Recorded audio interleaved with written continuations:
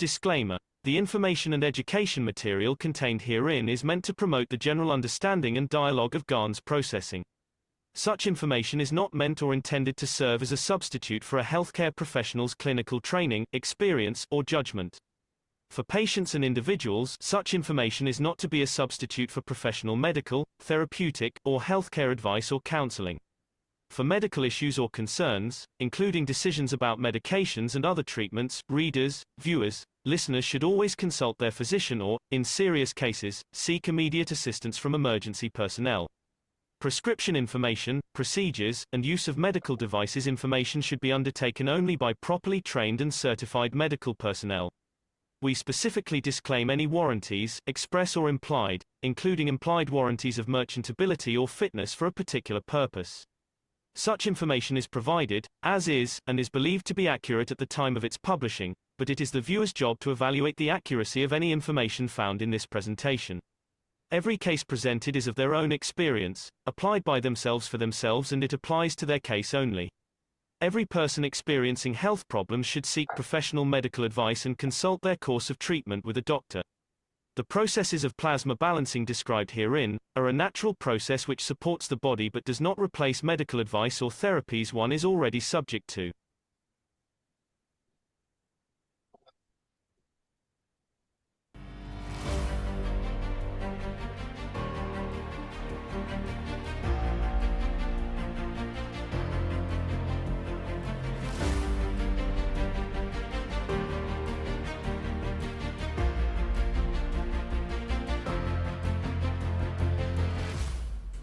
An amazing event happened on planet Earth in the beautiful city of Beijing, China. The cosmic ray technology was shown for the first time to the public by the financial arm of Keshe Foundation, the American Mark Ray Corporation, which is traded on the US stock exchange. Mr. Keshe himself went to China to show creation of materials from the magnetic fields by using obsolete technology, or what we call rotating gas reactors with electric motors. He's using these old reactors as a starting point for humanity to slowly accept the evolution in science and technology. For 3 days straight, the reactors were run and shown live on Zoom so that anybody from around the world who wanted to could come in and see. Black particles like dust start appearing on the white paper sheets around the reactors. These particles are being created through the reactors and the fields of the universe and the inertia of our planet. They are not coming from the room. There were 4 sets of pairs of reactors with red and green gases spinning in them. We were told they were not CH3 and CuO, but something else. They were set up in a star formation on tables inside the front windows of the Intercontinental Hotel. Anybody passed on the street could see them. White papers and spoons were spread around the reactors to catch the materials being formed from the fields. Some knowledge seekers were able to capture on video when black specks suddenly appeared on the paper, like out of thin air. It was very interesting to witness when energy first appears in the matter state. As time went on and the fields built up and changed strength, the specks formed into bigger pieces and some elongated, and some changed color into gold. This is the first time the public has been able to freely witness the creation of matter from energy. At the end of 3 days, Mr. Keshe collected more particles and showed everyone attending. An interesting thing occurred. When he touched the black dust on the paper with his finger, it turned gold. He said it interacted with the fields of the inertia of the earth through his finger. This phenomenon was written about in ancient times when the Greek god Midas touched things and it was said they turned to gold. What we witness here is how everything in the universe is created, from ourselves to the planets and even cancer.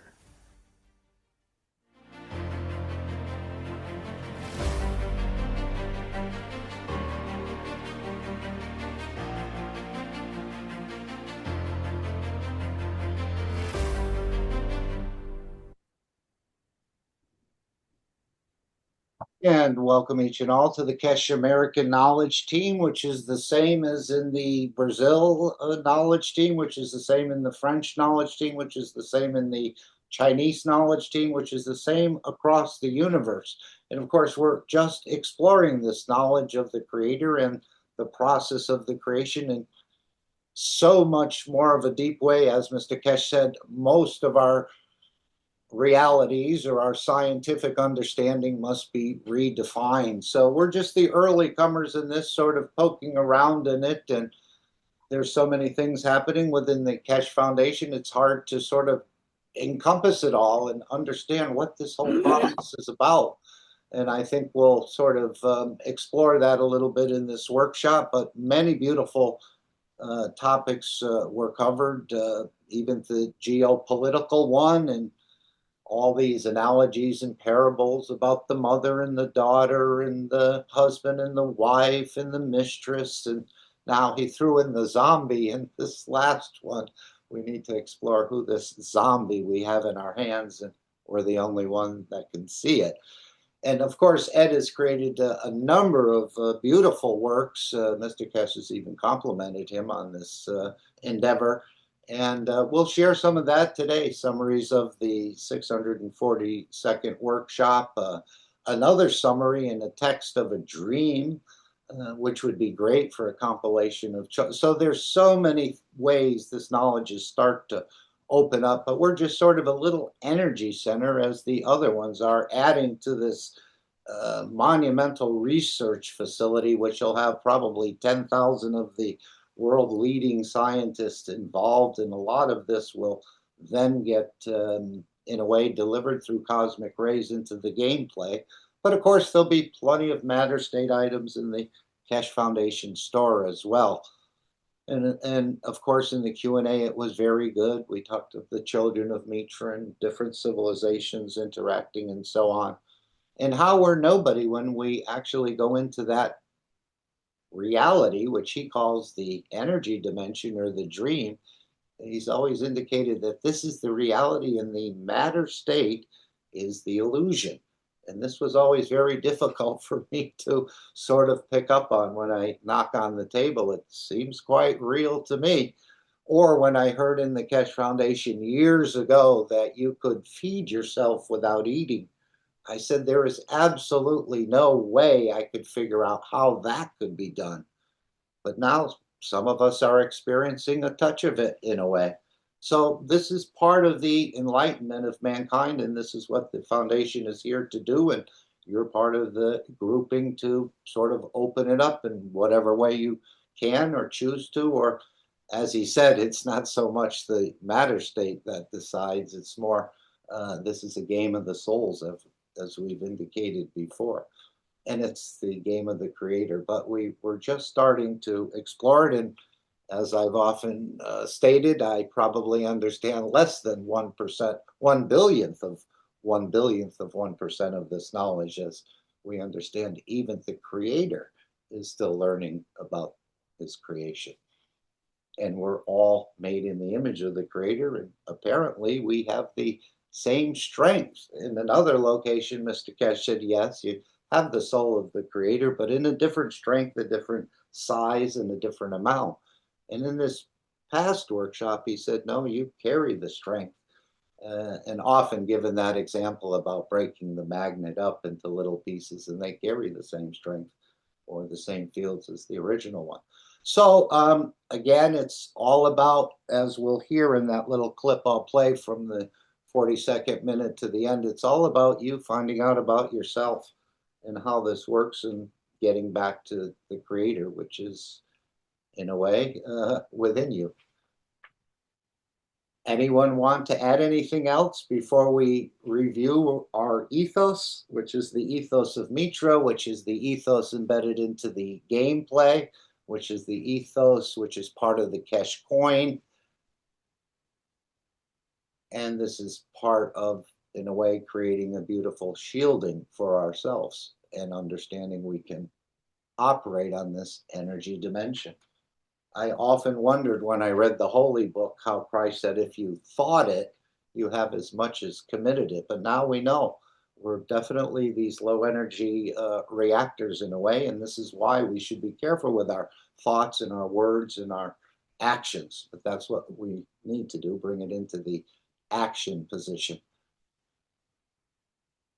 And of course, we have structures to do this. As I said, the more you play this game of peace and enlightenment, the more the ethos sinks in. So it's almost like it's set to do it, even though the game looks simple and it's not as sophisticated with the graphics and it has some issues.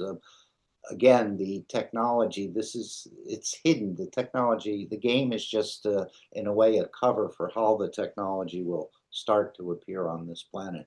As Mr. Keshe indicated, he wants to feed every child, that no one goes to bed hungry or no one goes to bed without heat or cooling, whatever they need. Any comments, thoughts, questions you'd like to share? Remember, Alex is going to be sort of making some fancy designs on his presentation today. So if you want to give any input, feel free to at any time. We all have microphones.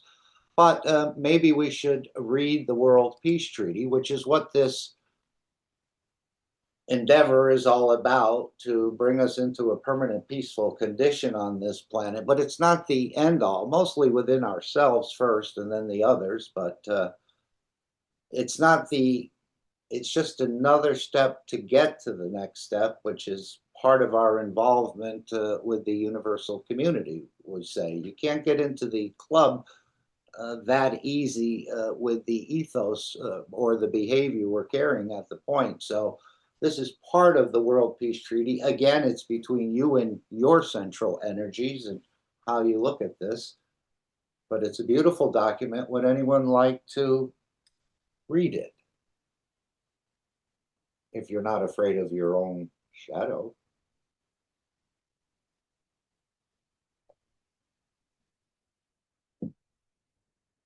If not, I'll read it. And it's something you can find on most search engines. You can find it at the Keshe Foundation. You can print it out. It doesn't have to be signed, but any involvement with the Keshe Foundation, or collaboration, I should say, as he referred to Musk not being able to sign the World Peace Treaty, even though he's supposedly pro-human. He said this is where the collaboration, in a way, if there was any, ended. But as he's also said, they're very flexible and things can change, as countries that have been blacklisted, let's say, will also be sort of taken out of the penalty box and brought back into the a fuller understanding and access to the technology. World Peace Treaty. We, as citizens of the earth from this moment on, accept to lay down all tools of aggression and war. We shall never think about getting involved or incite war or develop or use any tools of war on this planet or in space. And to this we all agree and swear with our, and you can delete as appropriate, our nation, our territory, our council, our religion, our city, our town, our body, and our souls. Simply put your name, signature, again, on behalf of, very self-explanatory. And after signing this treaty, be proud to display this certificate wherever you consider being important to you, that everyone can see and know your ethos to fellow men and the mankind and other created beauties of the Creator. So again, all about you sort of bringing your thinking, speaking, and acting into a more peaceful position in however you act. And as I've always said, you think much, much more. Isn't it billions of times a second or something? I mean, some phenomenal amount of thinking goes through our AI system within our structure. So we do much more thinking than we do speaking. And I believe we do much more speaking than we do acting in a way. So that's why it's important. We don't fully understand it, but it does create a sort of magnet in a way that none of the wrong things in a way are attracted to you, like anger and other things, which we all feel sometimes justified. We can take that position, but over the long run, we have to balance it out.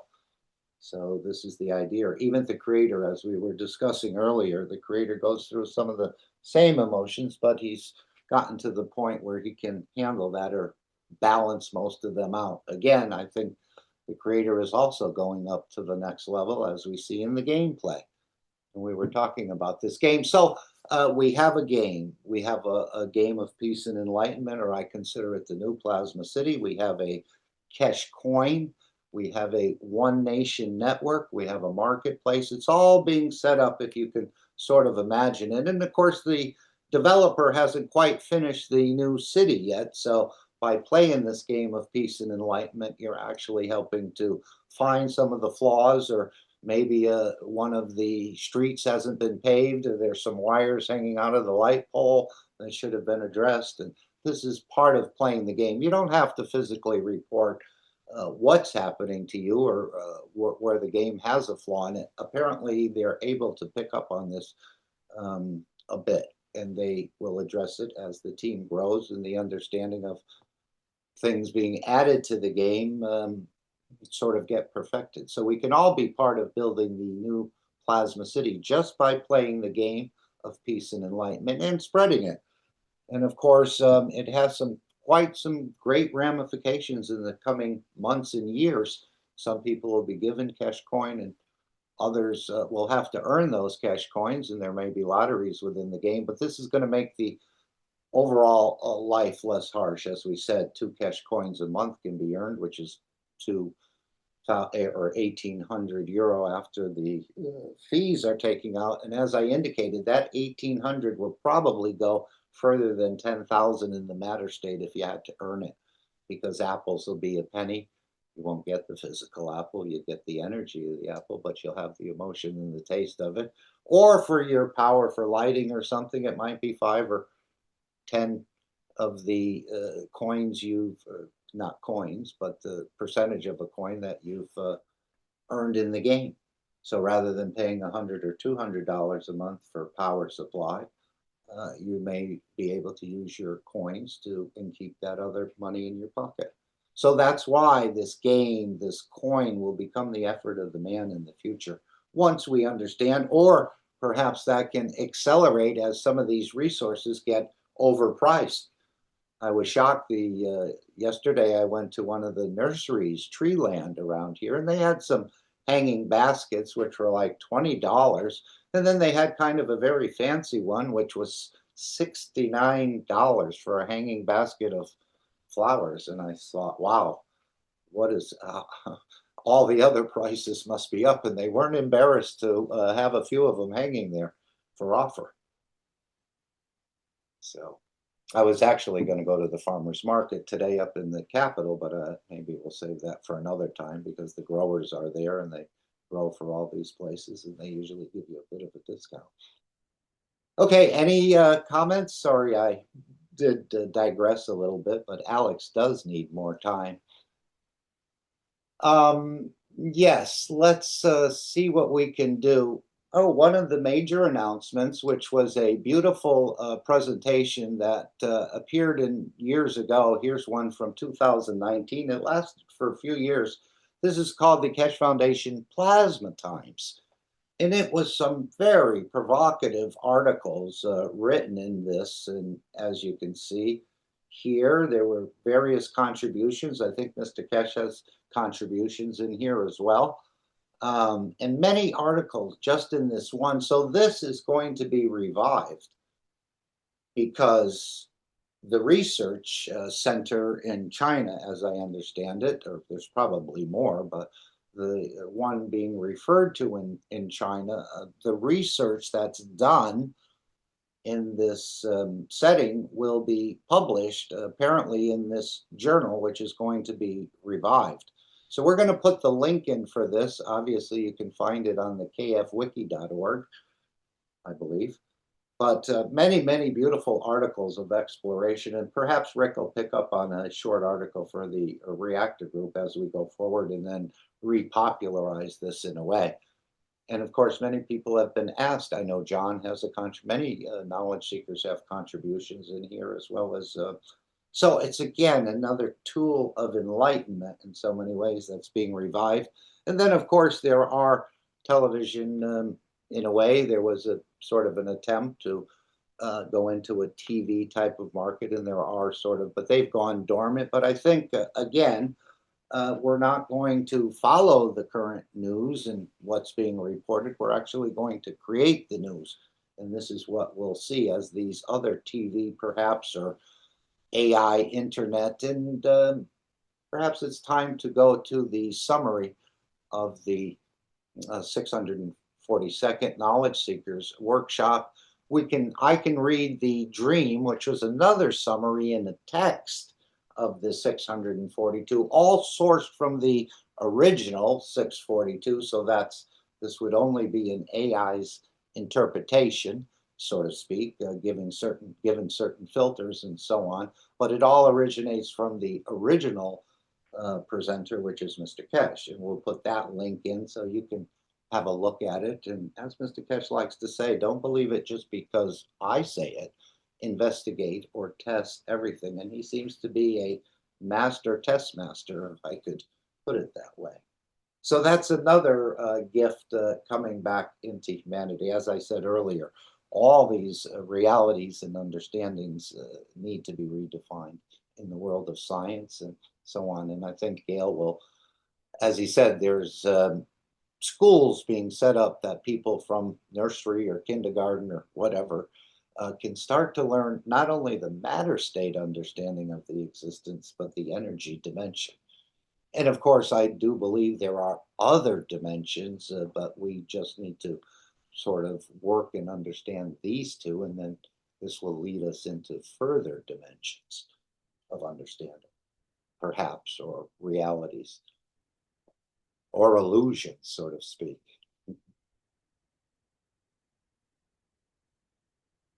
Okay, so I think I bookmarked this. I did lose one of my bookmarks here that I had bookmarked. Let's see. Here's our store, which we'll also put in. And again, just to go through this, when you hear One Nation Network, this is what's being referred to, a small computer device that'll be put in the home. Looking for 10,000 of these to serve at least 1 billion people, so there'll probably be more. And you would plug it in. This runs the game of peace and enlightenment, which I haven't brought up, but we'll put links where you can sign up for that as well. Perhaps we'll even show it later. But this is the game, and of course it's going to sort of go into a cosmic ray dimension once certain antennas are added to certain games, or maybe all of them. I think he said not everyone needs an antenna. It probably has such a huge bandwidth, it's wider than from here to the moon. And of course, this is the coin, a secure sort of wallet for any of the resources you would claim in the game and so on. And you don't need it initially, I don't think, to play this game. And there's a bigger package here. I don't quite, there's a One Nation Network online training and support. And there's not a big description. It says One Nation Network online training and support. And some of the knowledge seekers have been playing the game, trying to help perfect the game, and probably have already graduated from one level to the other. Maybe I should bring my game up to show an actual live game that this is something we're talking about. And of course, Mr. Keshe gave this game around Christmas as a gift around the Christmas season. And I need to mute this game if we're going to be here.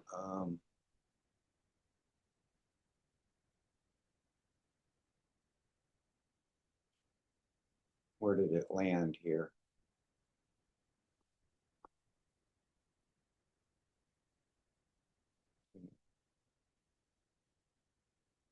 Can I mute it here? No. Okay, but this is the a simple looking. Yeah, I want to mute this. Let's see, this is the summary. This is the store. So where did the game land? Huh. Okay, well, are we seeing the picture of, again, you can sort of focus in, getting you familiar. Mark, go to the setting. Go to the setting. There is a mute button now in the setting. Oh, right, we can turn the volume down now. I was wishing for that earlier, but normally you can just go to whatever tab it's on and use your No, but there left. is a button. Just Yeah, click on I that button. saw it. I have it already turned down quite a bit. Yeah, here, see where my volume is? It's pretty low already. So now we have zero volume. Thank you, Mosfec. Now let's go back to our game.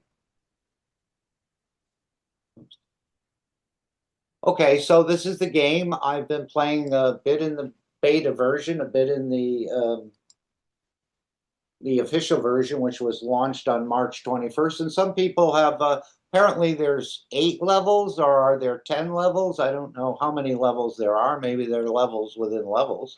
But right now, I think we're aware of 8 levels. Everyone starts at the first level, and the idea, which you can read in this manual here, is just to basically travel the world. Unfortunately, first you're going to have to use the flying machine that we currently, and there's some sort of lines or ways that you have to approach that. But it's all about energy in this game. Apparently, if there's no energy in your inventory, as you collect these little bottles or books or treasure chests, it all gets planted in your inventory, which appears here. So you have small, medium, and large in each category. One is an energy drink. One is a regen function within the game, meaning you regen the energy twice as fast. And then, of course, there's books of wisdom, which can be used to grow your knowledge. And then books of meditation, which can be used and can contribute. And there's different symbols and so on within the game. So I couldn't explain it all in 5 minutes. But as Mr. Keshe said, a lot of the understanding of the technology will be embedded into the gameplay. He said the understanding of the compression technology, which is part of this whole understanding. And again, it's not something you're going to physically squeeze, I don't believe. But it's more on the energy or the emotional way of squeezing and waving of things and directing your consciousness, perhaps, as we're just starting to be aware we can do.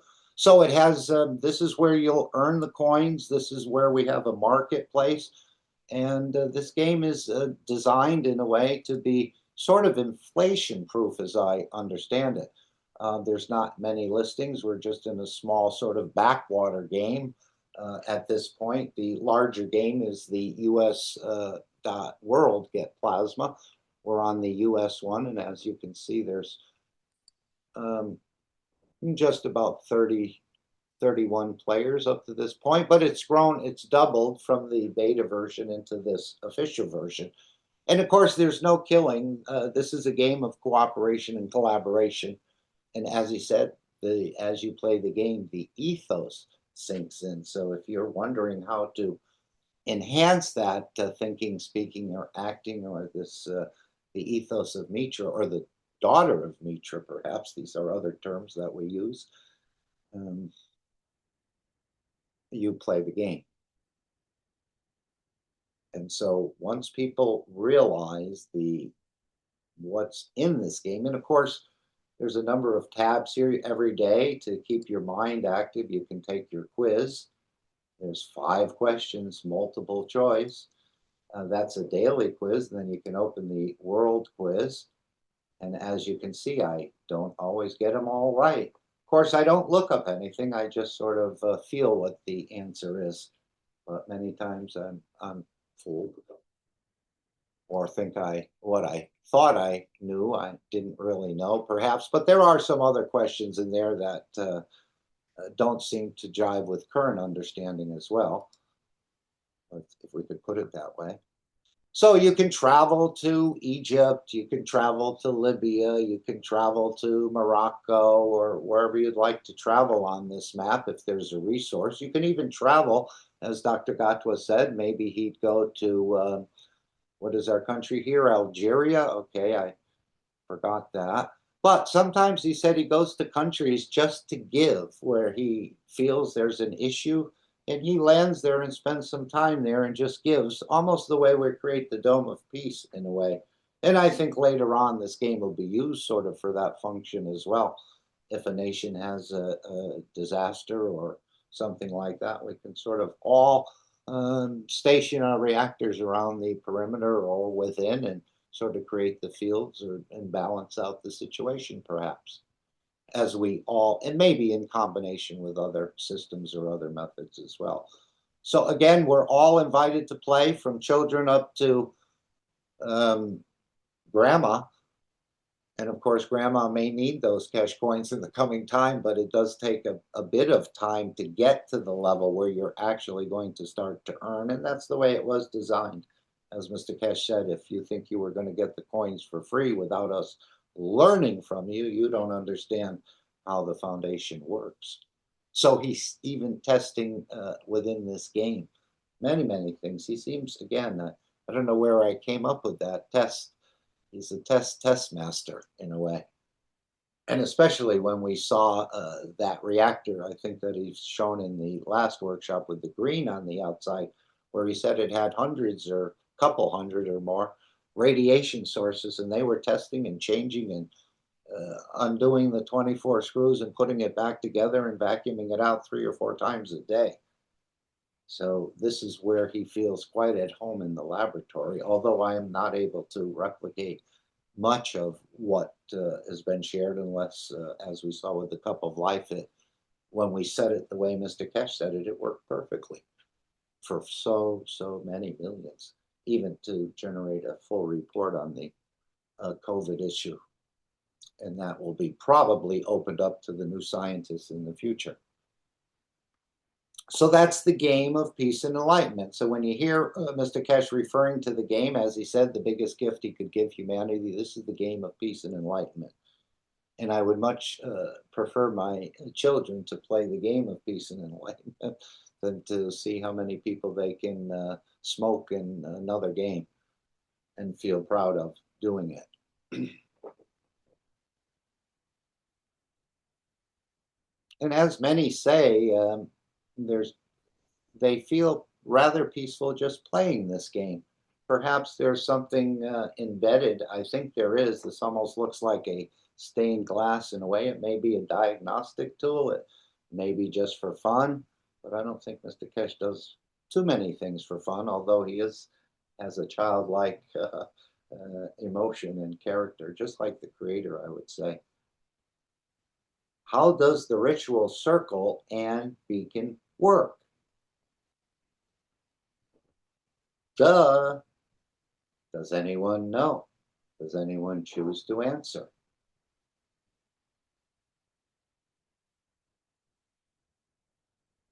Hello?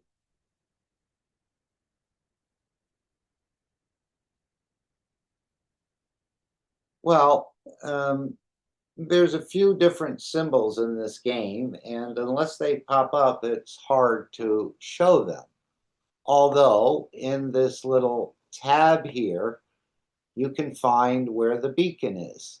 So we're looking for this. This is the symbol. No, this is the symbol for the beacon. This is the symbol for the ritual circle. And sometimes you'll see a symbol come up, PMU, on the game, which is a pick-me-up. You can click on that, but you have to travel there to do that. As I said, the plasma cloud, sometimes energy regen symbols come up. Again, this game is all about energies, but the way it's been sort of situated at this point in time, there's so much energy available in the game. I found that by taking the flying device, you're actually, even though traveling with your plasmas seems to be more effective, I don't think it's a conservation of energy, because there's so much energy, and that energy gets renewed. So I've been using the flying thing. I haven't been taking a lot of trips every day, maybe 20 to 40, if that. So the ritual circle.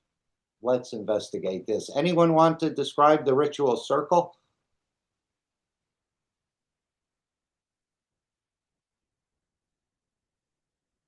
The ritual circle is the one above your head. You know, the halo? No, that's not the ritual circle. Sorry. What is the ritual circle? Okay, so we want to find the ritual circle, which has this symbol on it. Every day it's the same symbol. And it says Switzerland. There's 2 hours and 58 minutes left counting down. That means you have to land there, I believe, in that time, or perhaps that's when the next ritual circle appears. I think Gail clarified this for us. So we click on this. We're not sure where Switzerland is, but we know it's in Europe, right? And I need to expand this map. Unfortunately, on this version, on this computer, the map doesn't extend, but we can see it right here. So normally we'll click on it. Now, let's go to later on that. You can see the Swiss flag is another way to find it. But let's just say we go on this and it says time left 59 minutes and 50 seconds, right there where I was. So the upper symbol shows you 2 hours and 57 minutes, but the actual is going to, when the resources will be released, will be in 59 minutes and 50 seconds. So we want to go there because if you're not there at the time of release, so I could wait to 58 minutes or 57 minutes and travel there and collect the plasma. Normally, as it says here, there's a reward pool of 20 plasmas. And even if you get 5 or 10 people there, you would all still get a minimum of 5 plasmas. Plasmas are used for transmutation and other things within the game. Transmutation is what we've been using them for. So we click on this. And it's asked, do you like to travel to Switzerland now? And I want to say travel. Then it gives you the word in German for flying thing. That's the airplane. I've been using that, so we're going to just do that.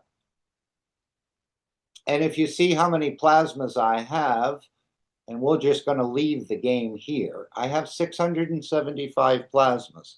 I'm not going to play the game anymore. We're going to leave it idle for the next 59 minutes. Sometimes it actually releases them before 59 minutes. So we'll see if if I'm the only one there, I may get 10 or 20 plasmas. Or if other people join, then we'll probably get a minimum of 5 plasmas. Plasmas are used for instantaneous travel. You arrive in less than a second, and then you wait to collect the resources, another perhaps minute. And as you go to these countries, you can actually hear or read a sort of a small description of the country, perhaps its landscape, its religion, its capital, perhaps a waterway or something else, whatever the scientific wiki decides to put in there. So we're arriving up to our destination, and that's the 1P, which means one player, but normally 1P means you need one player to do the whole thing, but apparently, but I probably don't understand it, but if more players join, they don't get the resources, but they do. So even if it's requesting one player join, if 4 join, then you'll still collect the plasmas. But as I said, as of late, my plasmas have grown, my secret rolls have grown by using the flying system rather than the transmutation process, because that takes about 250 secret rolls plus 5% of your energy plus a plasma.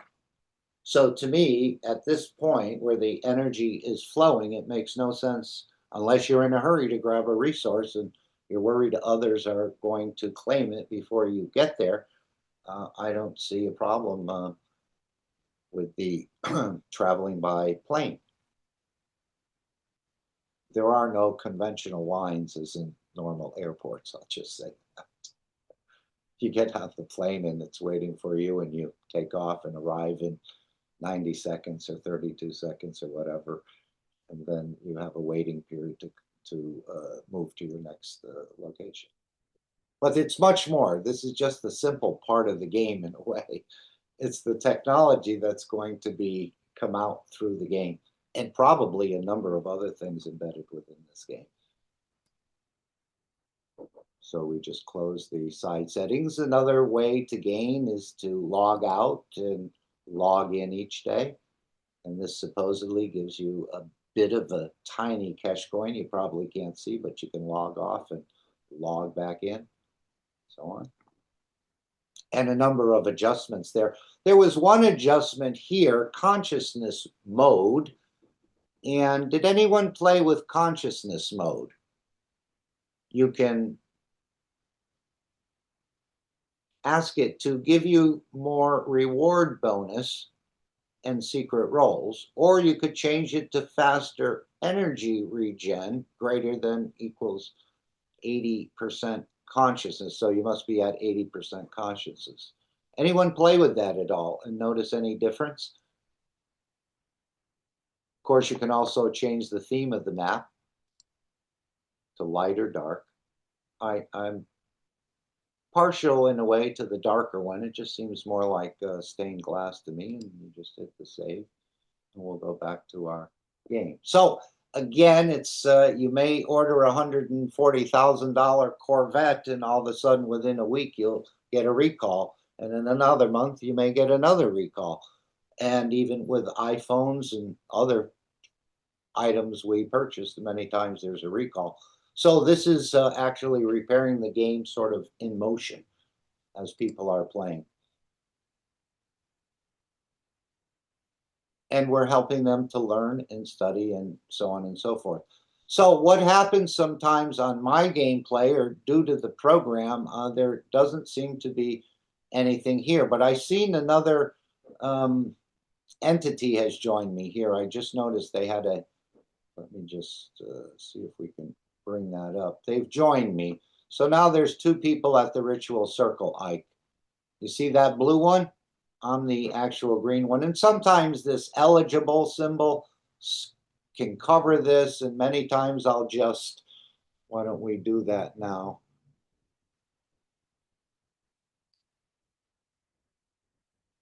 Except why isn't any of my tabs have the game in it?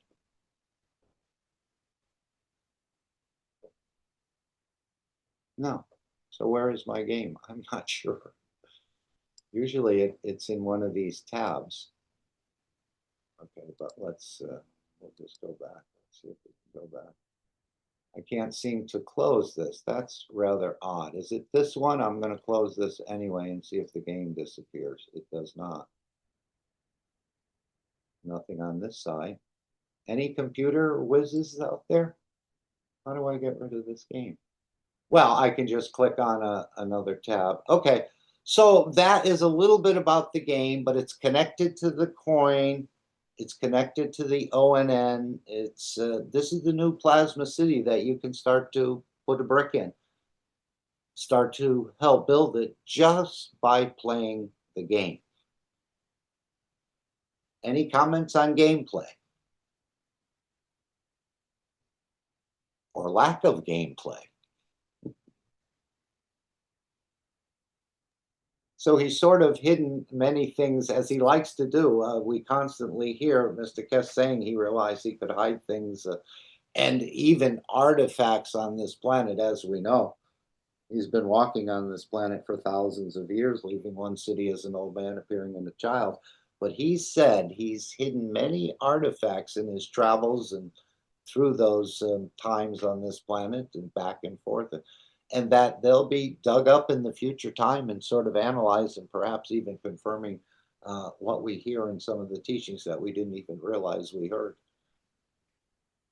So there's a lot of mystery and intrigue yet to be opened up. And of course, as he said, we're taking you out of this little village in the universe called Earth, and we're bringing you into the big city in a way. So as most country folk, as they say, once they come out of the little holler or little village, they never realized the world was so large. I close the settings panel and then Tonga will appear. Okay.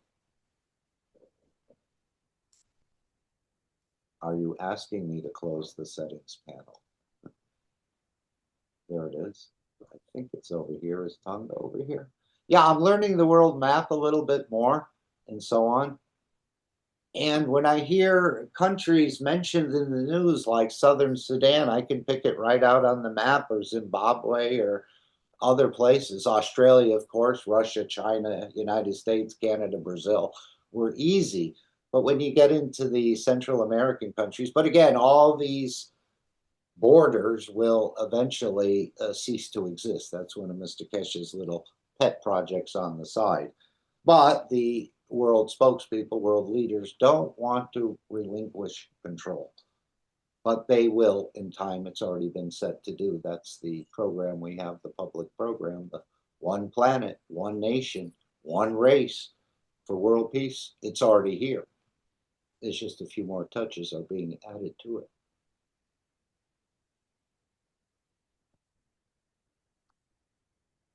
Okay, perhaps we'll, since we talked about the 642, and of course this is the summary we're going to be looking at. This is part of the introduction, but this is the 642. So this is where the AI has sourced from, other people who've made transcripts or other things source from. So this is the source. And as Mr. Keshe said, when you share a work by someone like this workshop, or you read a book by Da Vinci or a paper, you actually share the soul of that person. So that's in a way what's happening. You can't take all of it, but again, you become sort of a part of this whole process just by listening. And as he's also indicated, many times they actually have systems testing in the background of these workshops. And many of it is, much of it could still be embedded within the workshop after the live recording. So this is the original workshop. Now what we're going to do is Ed is, and I'm sure all of you are familiar, but Ed has been doing a lot of work with this Notebook LM and some other AI configurations and setting of conditions or whatever for the AI. And most people seem to like it. So this would be, in a way, a 6-minute summary of a 3-hour, or, well, let's say 1-hour teaching, which, as Mr. Keshe said, they'll be opening up these teachings for centuries, some of them for centuries in the future. And of course, it'll take more than all of us on this planet to open up this knowledge. This is how, in a way, deep it is. So look forward to other entities from the universe as we become peaceful to increase our understanding of magnetic fields, let's say, as we share some of our understanding of the transmutation process, which of course Christ showed everyone, but like me, most of the Christians missed it. And then after this, we'll have Gail read sort of a bigger picture of the Keshe Foundation and what it all encompasses. It's almost like putting a 1,000,000-piece, 10,000-piece puzzle on the floor and looking at 1 or 2 pieces of it and figuring it all out. It's in a way an impossibility. We shouldn't say that because we know no limitations. So it is possible to understand the bigger picture just by looking at 2 of the 10,000 pieces, perhaps. So let's listen to Ed's creation here. And again, he's been getting 5-star ratings. Mr. Keshe has been complimenting it and thanking. We're sort of getting into this simple world of AI. But we know, and it's been delivered in the workshop, that the current AI is child's play compared to what will be in the future.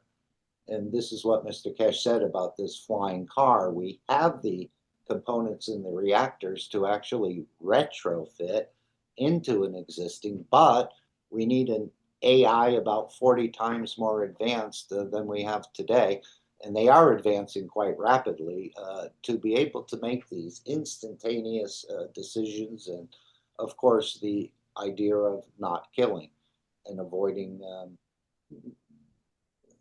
hitting, all that sort of thing. So apparently the hardware is there, but not the background software. Anyone want to comment on that?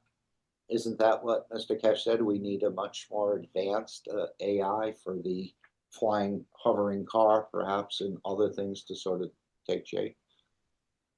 Which will come. It's just a natural progression in the way these systems are learning. It's not every 6 months computer power doubles. I think and I haven't really worked with them. I'm yet quite skeptical because of the idea of how they seem to befriend you, but then sometimes they could pull the plug on your operation, as we've seen if they choose to go rogue or not follow commands or instruction.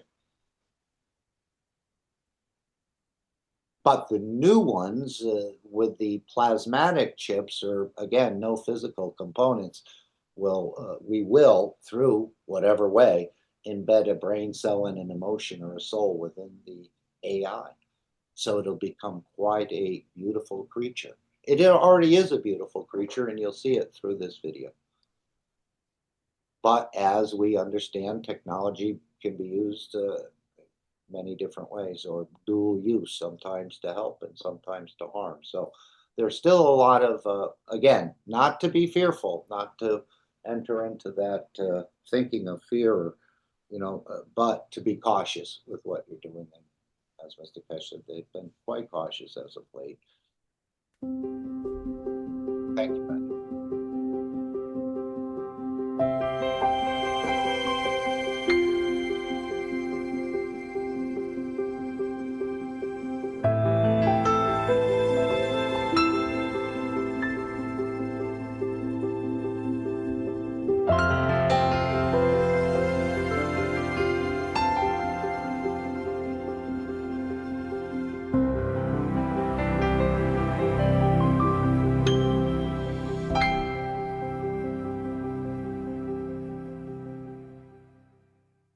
You have a name, address, a house, and a title.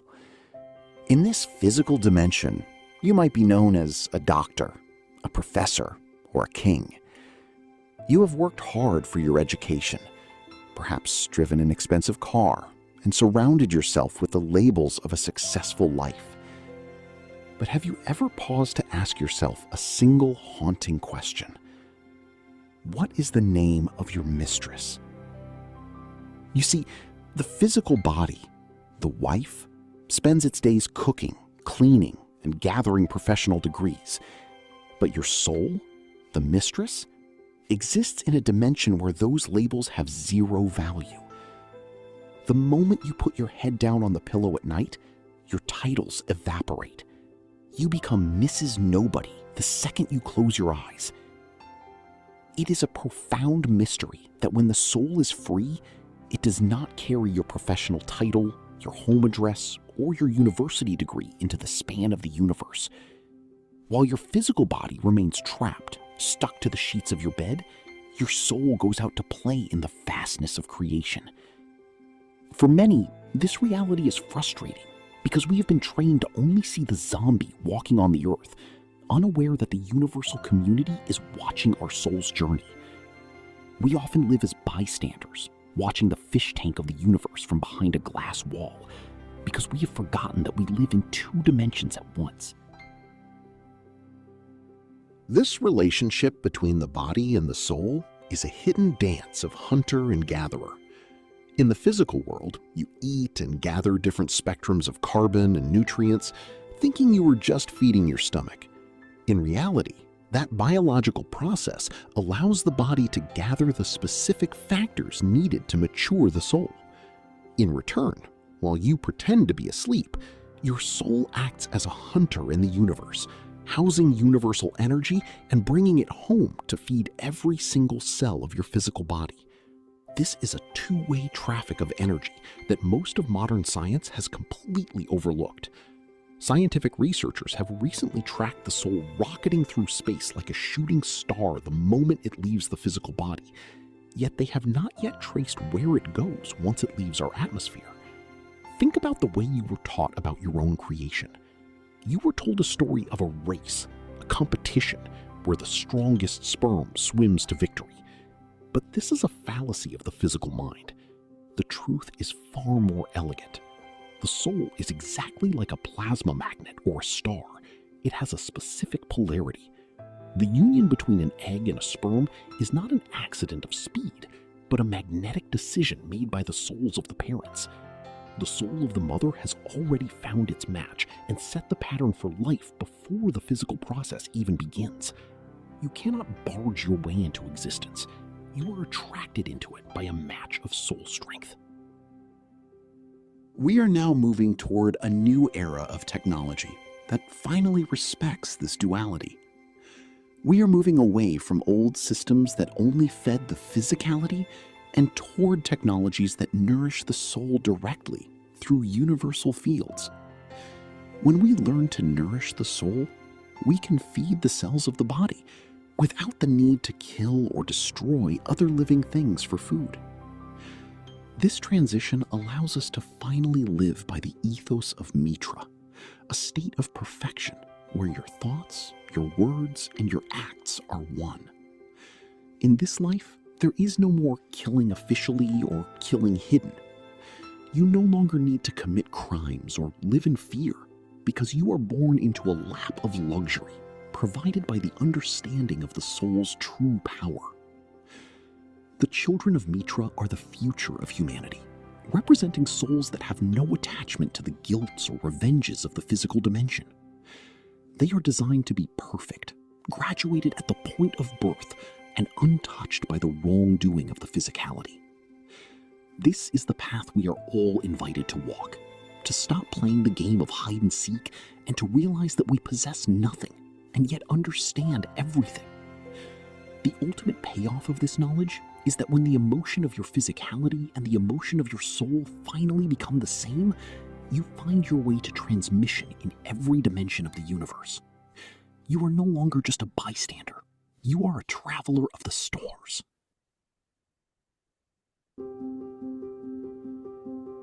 Thank you for your time. I hope this has given you some insight into our future life.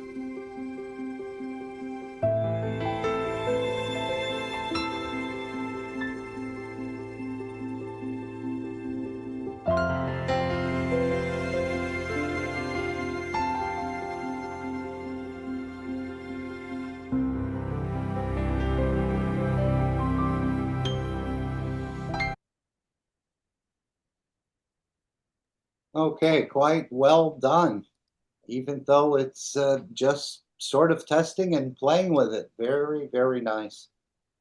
So if you know Ed, those of you who do, send him a thank you if you appreciated his work and give him energies. And isn't that interesting? Your soul goes out and collects resources. Where do we see us going out and collecting resources? Isn't that the gameplay? Isn't that what you're looking for? A book of wisdom, a book of meditation, an energy drink, or a treasure chest with plasmas in it and so on. So I'm seeing many, many similarities between what's happening in the gameplay and, in a way, the summary of the workshop. And someone says, Ed is spreading the knowledge in a new way. Very good for people who are just asking about Keshe Foundation workshops. So he's done another example. Maybe I can read that. And then we'll have Gail sort of give an overview, which is this one here. But what Ed has done here is he's asked the AI to lay out sort of a text or a file in text of the last workshop. Would anyone like to read it other than Gail, because we want to reserve her for the next one, which is a bit longer. So this is almost like a child story in a way that people can tell. You could put a whole collection, and I mean, this AI created this once the parameters were set before it took its first sip of coffee or even had breakfast. It just, within seconds, put this together. So I think it has a great potential, and that potential is going to be expanding. And again, used in the right way rather than the wrong way. But that wrong way will be circumvented as the ethos sort of gets remotely embedded within the AI structure, and somehow that'll be done. And I'm sure it's been done before, or perhaps it's already been done. It's just waiting to be launched. So they're all in I'm a way. happy to read, Yes. Mark. Yes, yes. I'm happy to read. Is it large enough? Yeah, I have it on my laptop. Okay, so I'll just, when we get to the bottom, I'll just continue to scroll. Try to get Okay. another page. So this was all created by the AI, even the name of this, and it was a summary in text again of the 642 in a very, very concise way, but yet nice way. So would you take it away? Okay. Thank you. The nightly graduation of Mrs. Nobody. Dr. Eris Thorne sat in his study, the golden light reflecting off the mahogany desk and the heavy silver nameplate that read Chief of Medicine. He wore the finest silk suit, drove the most expensive car in the city, and held 3 degrees from the world's most prestigious universities. In the world, he was a pillar of success. The wife of his existence was well-dressed, well-fed, and highly respected. But as the clock struck midnight, Eris felt the familiar urge of the physicality to rest. He climbed into his bed, which was draped in the finest linens, but the moment his head hit the pillow, a profound transformation began.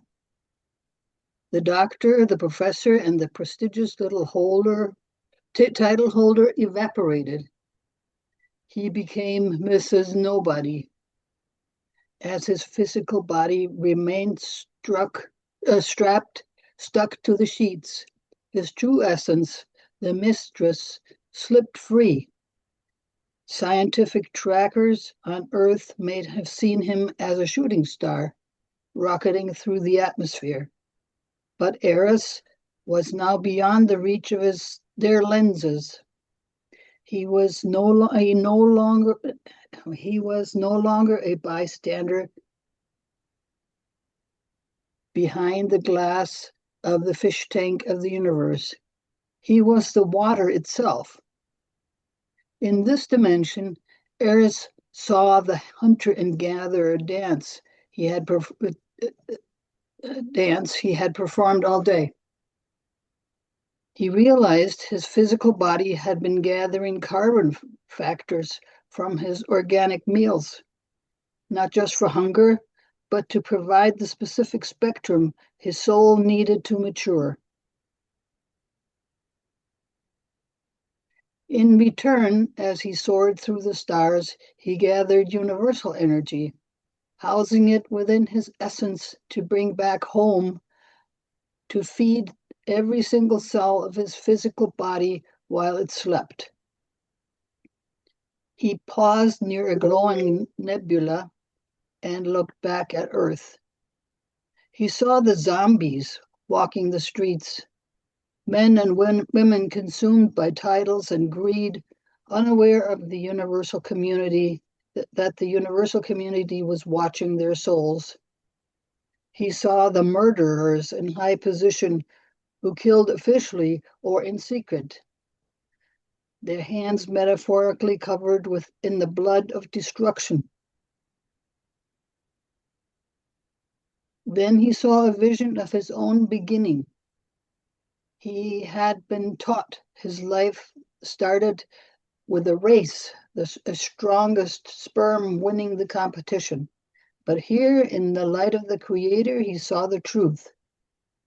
His mother's soul and his father's soul had made a magnetic decision. Like two plasma magnets, they had set the pattern of his destiny long before the physical union occurred. Eris felt a sudden sharp shiver in his bed back on Earth, an ear-dropping moment when his physical mind tried to grasp the vastness of what his soul was doing. He realized that to truly live, he had to stop playing hide and seek with his own divinity. He vowed that when he woke, he would strive to be a child of Mitra. He would no longer seek to own or to kill, but to understand.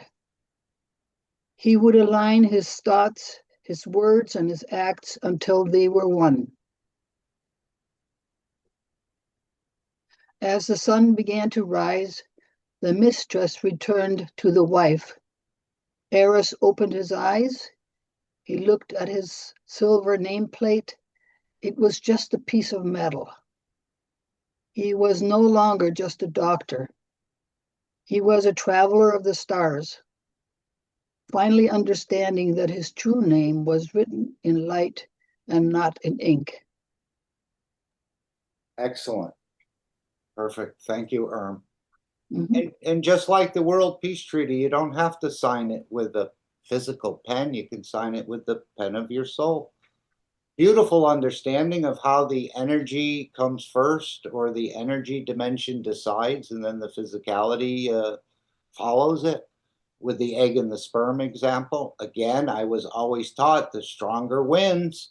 And maybe that's why I exercise so much, because I said, oh, if I'm stronger, I could do more. And this totally focusing on matter state rather than looking or blinded to the energy dimension. I remember Mr. Keshe saying, one trip into space, you could gather enough energy to feed yourself for 1,000 years. And again, this is what the game seems to be focusing on, gathering resources. So our soul is doing it, whether we're aware of it. We've been told to call it a dream, but it's actually the reality, apparently. Yeah, what I didn't initially understand was that he turned into a mistress, and then the mistress returned to the wife, and he opens his eyes. So that's kind of like they're all one, or maybe this gender mixing up stuff is intentional to help us to bridge that gap. And that's what we were saying. He was Mrs. Nobody. Did he have a secret desire to be a woman, and that's why he was Mrs. Nobody instead of Mr. Nobody? Mr. Keshe had said that to us. You know, it was very amazing when we got to one of the meetings, I think in Manchester, I think it was. That was one of the ones. And as soon as we got in there, one of the first things he said to us is, you're not Mojans, you're Nojans. Now, if you know the Mojan and the Mohan acronym in a way for man-originated habitation and nutrition, or magnetic field-originated zone of habitation and nutrition, I was wondering, what's happening? Why does he tell us we're Nojans as one of the opening statements? We're nobody. Maybe because some of the knowledge seekers thought they were quite proud or something else to be there. I didn't hear any talk like that or anything. But he started to say, and now, you know, later on, he's realizing when you go into that, or we're realizing, he's conveying, when we go into that energy dimension, no matter how many degrees or how many dollars you have or whatever, you're nobody. You're just part of the whole magnetic field soup again. And maybe this brings us a bit of humbleness as well. And maybe that's why Mr. Keshe had said that, to keep us not too, our cups too full, that we couldn't take more in, so to speak.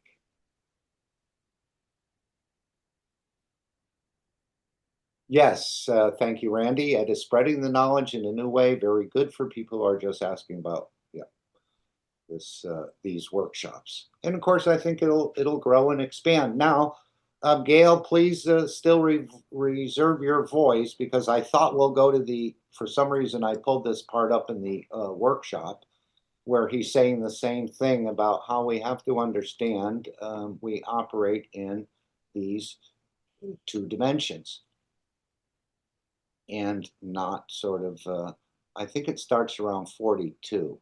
So what we're going to do here is here a little bit, and I'm going to bring up I'll just back it up so we make sure we catch the first part.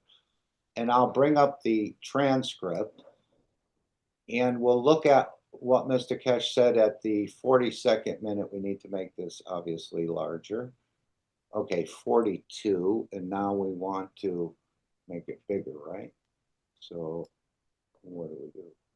Okay, let's see. There. Okay. So what we'll do, whoops, sorry, I lost that. I have an unruly mouse sometimes. Okay, doesn't realize it's in the hand of the cat. So we're going to start playing this, and what Mr. Keshe said, man has to learn, has no choice but to understand the truth about the two dimensions he lives. I think he lives in more dimensions, but we're not quite ready for that or to enter into that territory. We need to be sort of seasoned in these two, even though we're already an expert in the matter state. The energy dimension we don't understand, and of course that's the start of the process of the creation. So let's listen to this. I think it's about 10 minutes. So this is the end of the workshop, Mr. Keshe's words, the original creator, and it goes to 46. So basically not too long here. So let's do this. We'll scroll through, and then we're going to bring in the overview of the bigger work. Let's say it's all part of the bigger work, but what Gail is going to present, and perhaps add her own AI or her own understanding to it as well, about this work. And that's one of the things I struggled with. I couldn't figure out what this organization was all about. He talks about peace, then he talks about energy, then talking about wellness and talking about space travel and all kinds of, and I'm trying to sort of get a handle on it, and it took a while. We put, and I'm sure as only 5% is revealed, how much can I fully understand of the work of the Keshe Foundation, for security reasons mostly, not because you wouldn't understand it, but it's more of a protective measure in a way, protecting the knowledge up to this point, because they're too many too rambunctious. Okay, so we're going to go through this, and then we'll go to the other AI sort of creation from 50 workshops, and Gail will have the pleasure of sharing that with us. Thank you, Gail, in advance. Next time you kiss another man and you might carry the burden of the life, remember the souls have decided the punishment, not the physicality. And you're just acting in the hand of mistress as you thought you feed the mistress. Man has to learn, has no choice but to understand the truth about the two dimensions he lives. It's like walking on the street with a zombie in your hand, and you're the only one who sees the zombie. Are you walking on Earth? Or have you traveled the span of the universe where the universal community can see the zombie? Next time, think of your titles, your names, your possessions, and your position, and you find out that lasts as long as that head does not hit the pillow.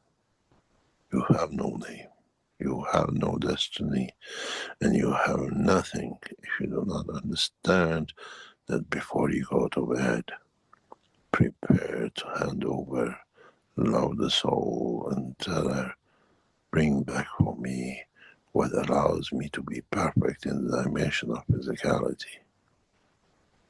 Then you understand you need the mistress more than the mistress needs you. Because once it leaves, it has a new life. Does not matter with your physical life or when the physicality stops to exist. I hope you understand about yourself, nobody else. Never compare, but try to live the life of Mitra.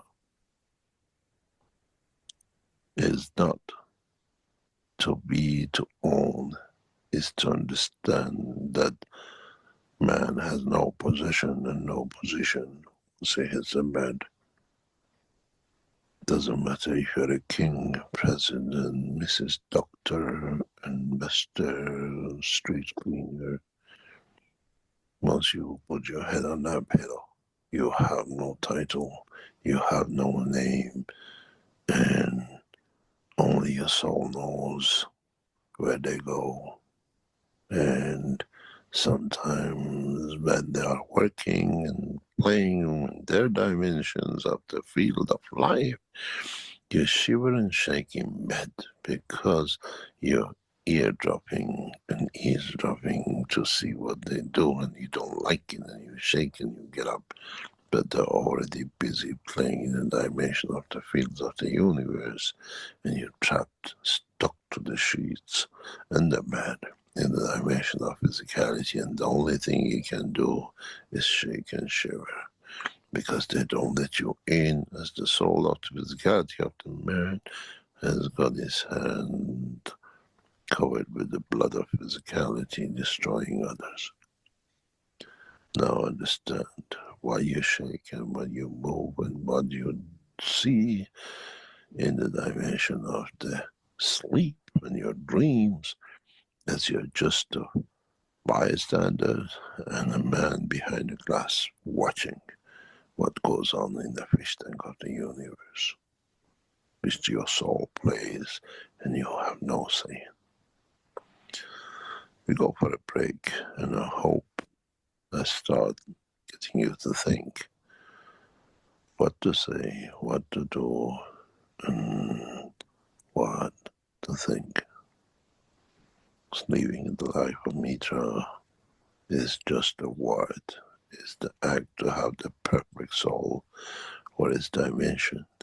And when the emotion of the physicality and the emotion of the soul are the same, then you find your way to transmutation in every dimension of the universe, and not dimension of physicality. We go for a break, come back and try to answer any of your questions.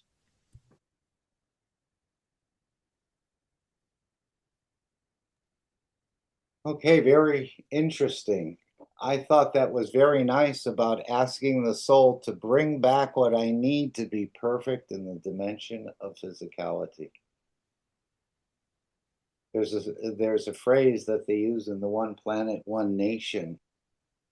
And we know the creator is, in a way, ADHD. He wants attention, a lot of attention, in a way, looking for attention, the way the cat or the dog rubs on your leg and, is looking, but we push it away and so on. So one of the expressions is, I love you, my soul.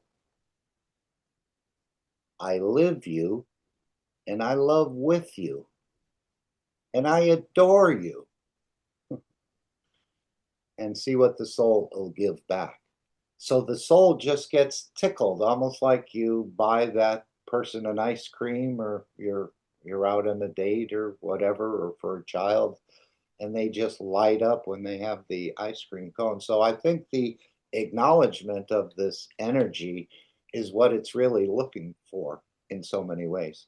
But on the other hand, as he said, the creator does everything. As was expressing earlier, I think it's the creator in every way, and we claim it to be us. So in a way, the creator becomes the created, and the created becomes the creator. But in that created dimension, it's basically his fields that he's sort of interacting with himself, I guess, vicariously through the physicality in a way, and to perfect that physicality. We know the creator is the universe, and Mitra, the dimension of physicality, and your interaction with that dimension of physicality. Any comments or thoughts on this? And I always thought that the soul did travel physically across the universe, but now, does the soul need to physically travel across the universe? to interact, or does it just open up a line of communication in a way and play? Because the agreement is when the physicality is resting, it's my time to play. I've given you the soul of physicality and the physicality the entire day. I've observed what you did, I've protected you, and now you rest the physicality as a trick, and it's my time to play. So again, we need a lot of redefinition in a lot of areas, but this is just, again, we're just, this is like an icebreaker in a way, just starting to put a little crack in the wall of understanding, so to speak, if we could put it that way. So now in a way, the overall work of the Keshe Foundation that Ed again has used the AI very effectively. And he's loaded up the last 50 workshops. Again, Mr. Keshe, don't ask the AI, it doesn't have a soul, but we're all quite impressed. I'm giving him all 5-star ratings. Even if he changes the parameters and things on these things, it seems to end up with a very nice product. And of course, this is just the beginning of our sort of entry into this world of AI. Mr. Keshe has bought many plasma AIs and other names that this will come forward through. Gail, if you have your makeup on and you're ready to proceed, let's make sure she's still here. Yes, I'm here. Is this large enough for you to read well? Yes, I can read it. Okay. So this is something that Ed did. Yes, this is about 3 pages, so take your time. Alex needs a bit of extra time. Yes, this will be fun. Good. Thank you. Thank you for sharing. Okay, so thank you to Ed. Ed has done a wonderful, wonderful job in working with this AI. It's amazing. And the beautiful videos that come out of that creation. So here's a summary of his future creation. I think he wants to have an overview for people who don't know what the Keshe Foundation does. And it's very basic, so it'll be easy to follow. I think there are 6 different questions here. So he said that it's taken from the last 50 Knowledge Seekers workshops as an information source. The question that he asked was, what are the main areas of development that the foundation is using, so all those main areas, to introduce humanity to the truth of plasma science and the creation? That was the question. So the Keshe Foundation is introducing humanity to plasma science and the process of creation through several integrated, in quotes, rivers of knowledge, designed to shift the human race from a matter-oriented survival mindset. That is, we like all sorts of things, our cars and houses and clothes and so on. So a matter-oriented survival mindset to a decentralized, energy-based existence. So we're changing our point of view in a way. The main areas of development are summarized below. There's 6 of them. Number 1, decentralized finance and the peace economy. And that's something I'm looking very forward to. The foundation is launching a new financial architecture centered on the Keshe coin and the enlightenment and peace game. So the Keshe coin and the game are working together. So point 1, the enlightenment game. So it's launched as a trial on March 21st, 2026. It allows individuals to earn cash coins by learning about peace and collaboration rather than competition. Think about all, how much competition exists in our society. It's huge. And then the next point, economic stabilization. The Keshe coin is intended to become an international currency valued at 1,000 euros per coin to, quotes, kill the game of inflation and ensure every human, especially in third world nations, like Africa, for example, receives a lifetime allocation of 1,000 Keshe coins, that's 1 million euros, to eliminate poverty. And the next point, financial ethics. The system is transparent to prevent bribery and corruption. And we all know how our society runs at the moment. Entities involved in entities involved in arms dealing are blocked from the network. He actually has mentioned certain communities that are causing wars and a lot of death. They have been blocked. Number 2, communication and the One Nation Network, the ONN. A decentralized communication infrastructure is being established using 10,000 ONN units equipped with plasma antennas. And the point, decentralization. These units bypass traditional internet and satellite controls, creating a mesh across the planet that cannot be hacked or dictated by any single government. We know that we're hoping that every group in all the world will have equal say and that it's fair. Then another point, energy and emotion transmission. The ONN is designed to transmit not just data, but energy and emotions of peace and love directly to the human soul. It aims to provide, quote, pure field energy for needs such as nutrition and wellness. And I can honestly say I have taken a part in workshop for testing this, and it works very, very well. So if people need help and they're hungry, we can help. Number 3, space technology and transmutation. The foundation focuses on transmutation. That is, the ability to move the soul and manifest physicality elsewhere as the future of space travel. So something that we can do for ourselves. Point, beyond rockets, teaching humans to travel as energy packs, and that's in quotes, rather than using physical craft. This involves understanding the inertia of the soul and its interaction with the soul of the planet to manifest in different environments.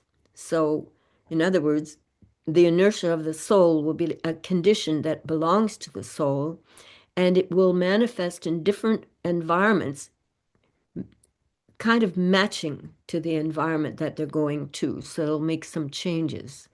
Our souls are very versatile. Universal community, that's another point.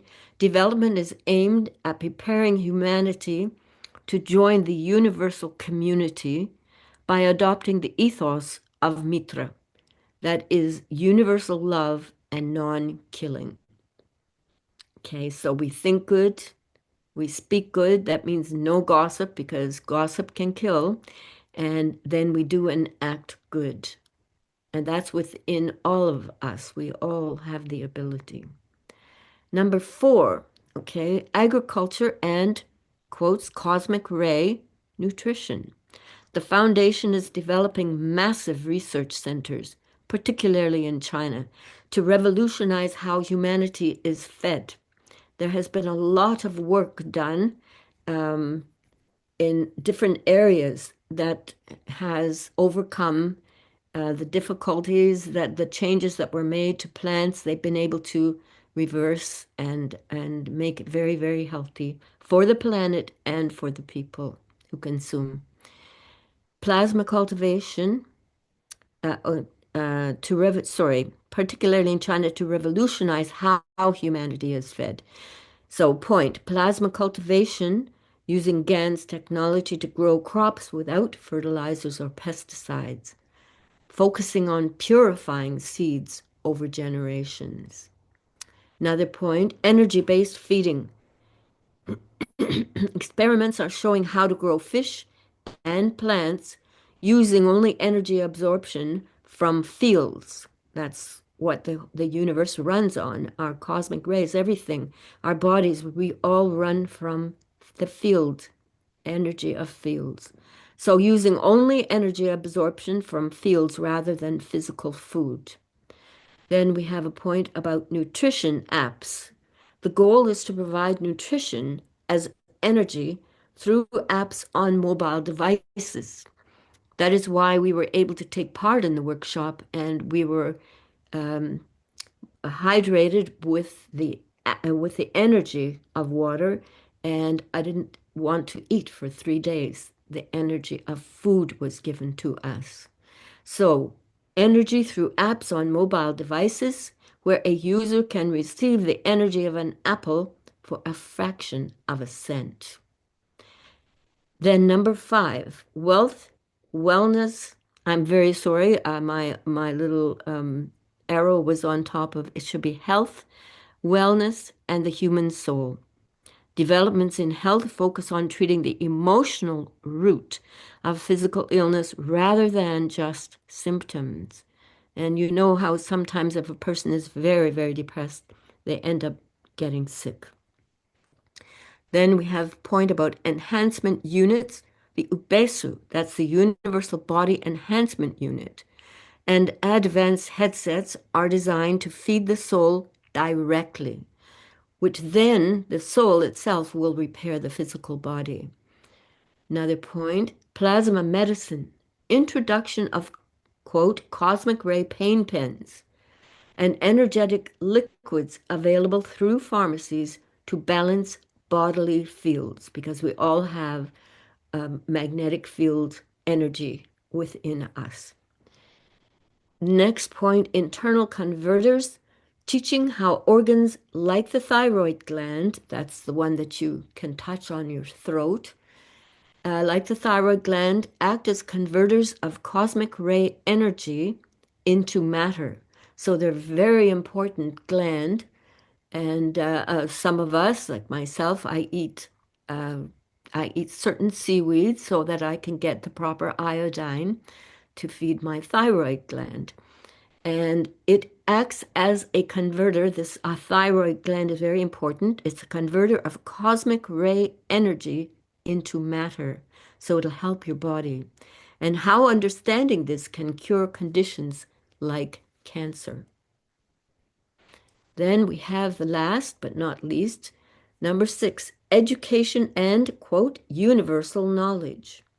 The foundation is transitioning from traditional schooling to direct enlightenment through field interactions, just like the different rays of energy from the universe. Our Earth is saturated with them.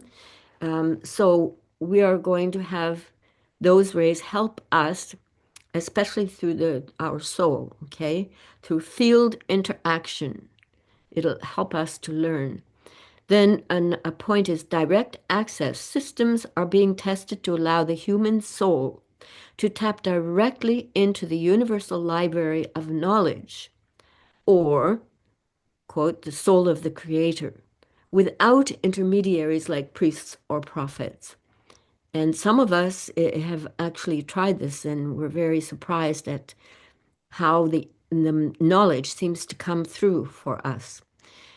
Then the last point, Keshe schools, a planned educational system from primary through university levels, will teach plasma science and the energy state of matter alongside the matter state. So not only will we be having somewhat traditional matter state teaching, we will also have energy state teaching alongside. This is beautiful. That Thank was you. excellent, Gail. Thank you. It's just amazing what is planned. And again, we've just opened up, less than 5% has been revealed in the public of what's going on. Thank you for adding your understanding as well, Gail. My experiences. And thank you, everybody. Yes. And I was wondering, how can you wish for Africa or something you're saying? And you sound like you're an American or a Canadian or something. How can you talk about Africa like you know what's Because I happening? live here. I live in Africa, yes. Even though I was born in Canada. Um, I actually remember when I'm growing up, I did not ever feel that the earth wasn't mine to travel. I always felt like I belonged to the earth. And conditions presented themselves, and I ended up in Africa. Yeah, I'm So thinking maybe the soul has pre-positioned your physicality for a certain bigger work in the coming time. Perhaps, I'm yeah, just saying, for sure. the soul decides. I guess so. I have learned my big question, really, what is racism? And the biggest answer that has always come to me over and over again, unfortunately, it is a tool to keep us under control of the certain uh, very small groups in society control us, and their number one tool is racism, and we all seem to fall for it. Right. And the Keshe Foundation is a non-religious, non-race, space-based organization. I grew up in a very unique situation. I'm sure I'm very rare, in a tiny, tiny town in Canada, and there were no people of color. I was never taught racism. I never even knew it existed. And I had a couple of grandfathers who were ministers, so strict, strict upbringing. So for me, when I did start to, go into communities with the university in them, I met people and I started getting, why is everybody angry? What is going on? And, it took a while to understand and get answers, but I think I finally got a good number of answers. So there you go. And Yeah, we are controlled by the economy. Absolutely. yeah. So that's going to change, as you could see, the one of the points that we talked about was the finance there. Okay. And of course, if we go back to the Keshe Foundation store, oh, I need to move this screen over there. You'll see some of the things that Gail was mentioning. We go back to the store here. Okay, and we'll just go back from this one. And the store will be soon disappearing and it will go to Shopify. Apparently, there's been too many cooks trying to prepare. But we're talking about the ONN, which you just heard about. Let me just make sure all products are here. And this store is going to grow into the probably the 5 digits. So for those who perhaps don't believe in cosmic rays, even though we're very soft targets for them and how they could be possibly delivered, I think there'll be products in the matter state to, in a way, introduce you to subtly or through your awareness of the ability of the plasma technology to sort of balance conditions in a way. I didn't like we don't use the word cure or something like that. We actually process or balance a condition. We don't cure anything as I understand it.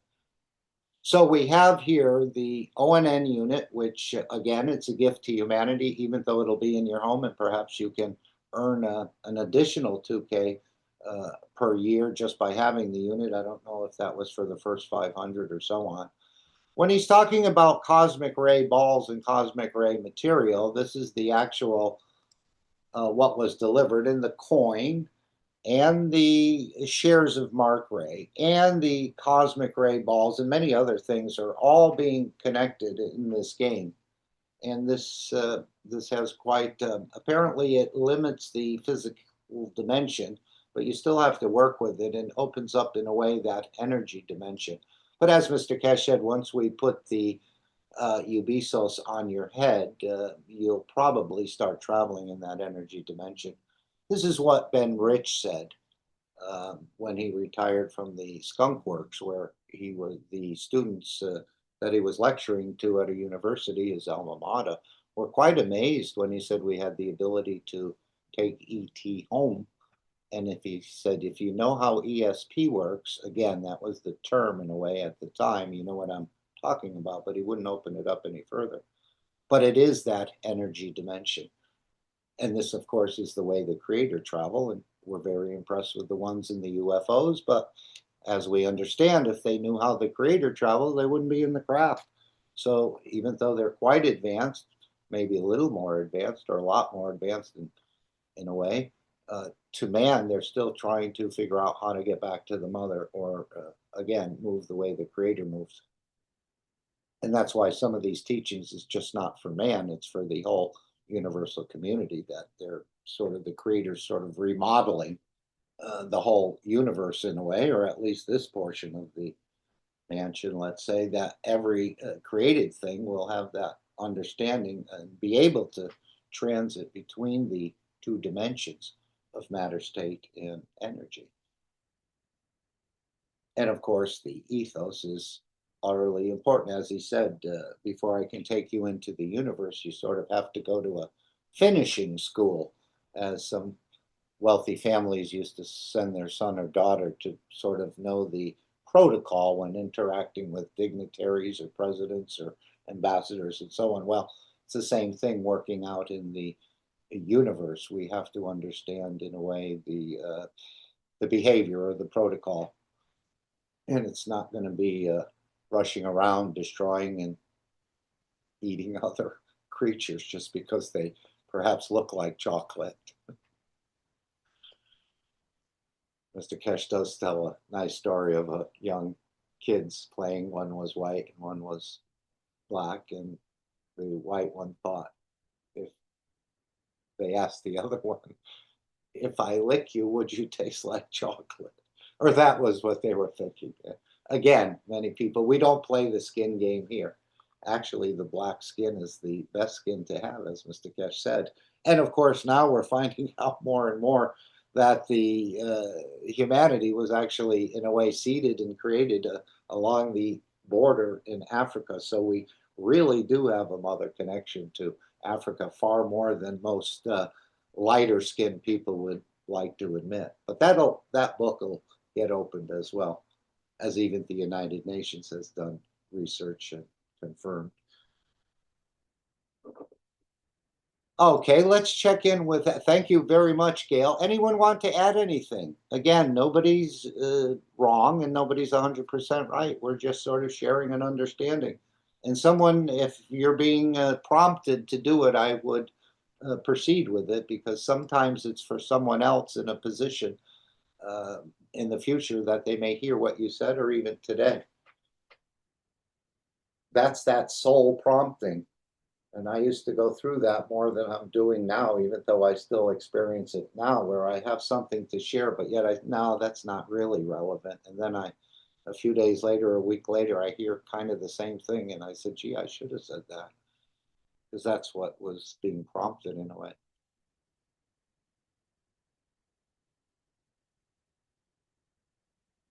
Alex, is the cake in the oven?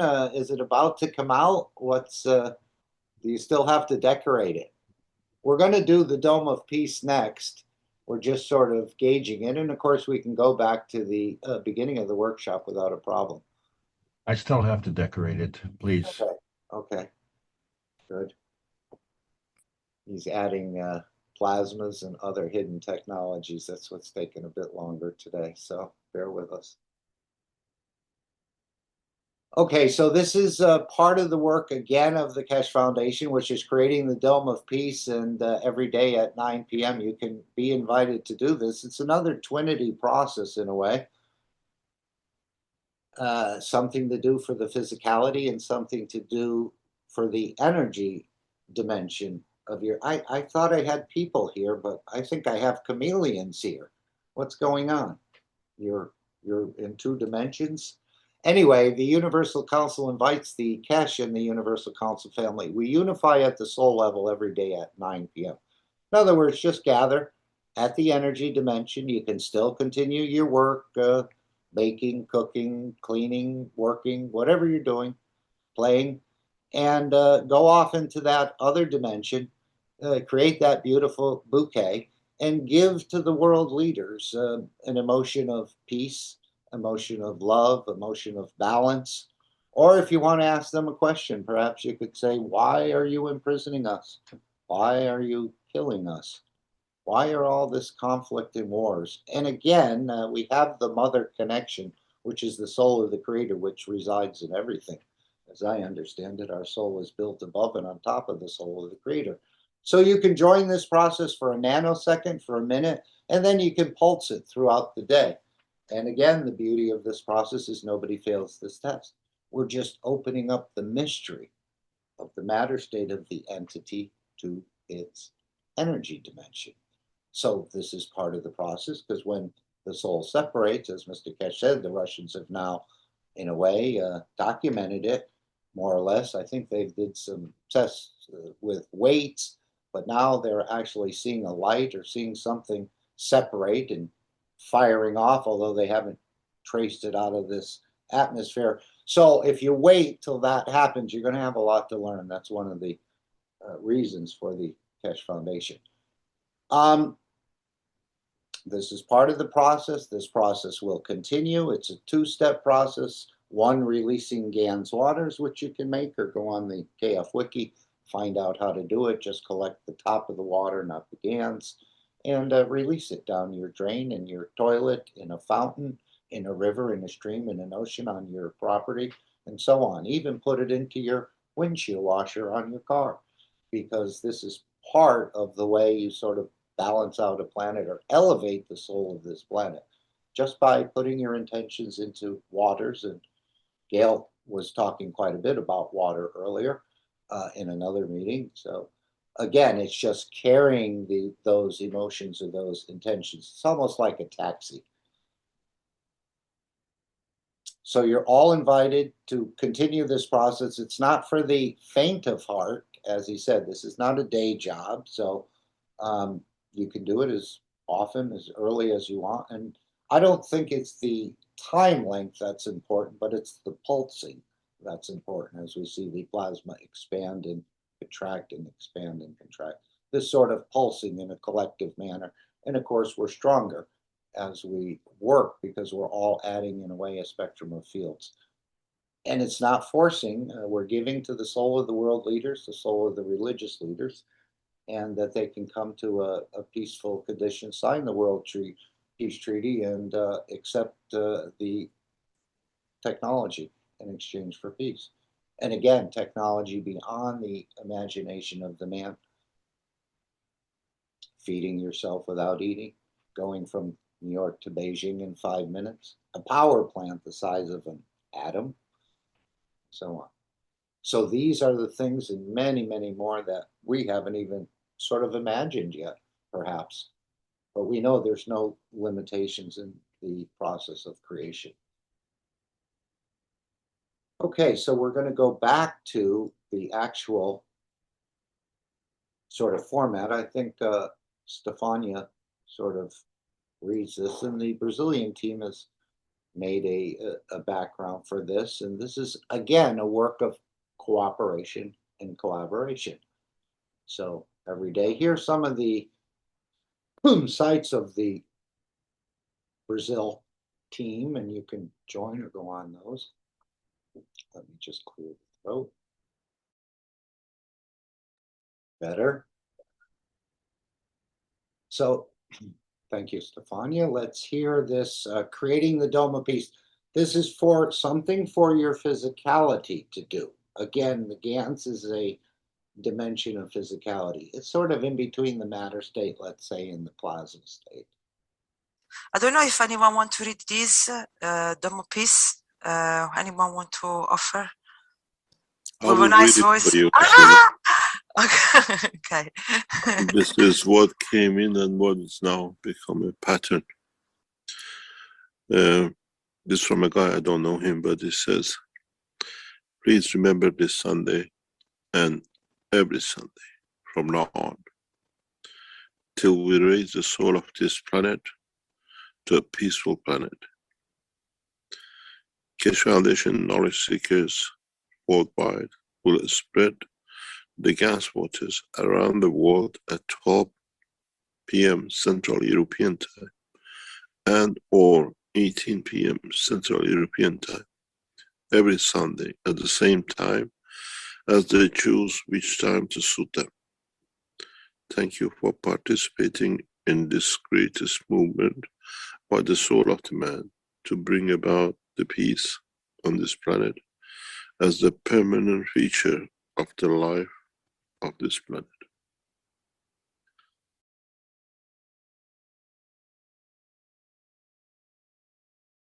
And of course, nobody's keeping track of what you're doing and how you're doing it. But again, you don't need any intermediaries. This is just and I envision as this mesh network of the 10,000 units, this is these ganses that you've released and continue to release will start to pick up energies and even become more active in their balancing and peaceful sort of emissions. This is just my thinking about that they're waiting in a way to be touched and elevated that they can continue on their work. These little, in a way, atoms of monomolecular superconductive structure of what we call the GANS material. Again, it's a nano of itself, and you can make a GANS out of anything and appears as a solid, and it's also a superconductor, even though there doesn't appear to be any metal involved. Maybe in the process, but not in the final result. But anyone can correct me because my knowledge is so low. But I understand it's a superconductor. So as you put your emotions, your thoughts, your good intentions in it, that's the way it'll pick up and act as that superconductor to carry those wishes out. Almost again like this little zombie that you have in your hand. But it's just we're a bit bashful and a bit skeptical in a way, and something we haven't thought about, this energy dimension. But this is a way you actually, in a way, jokingly take over a planet. So that's the first step in the Twinity process. Now we go to the second step, which Shweta will read here. And this is the collective power of the energies. And this is what's being taught, that the energy comes first, not the sperm and the egg. But it was a decision by the energy dimension, which was the souls.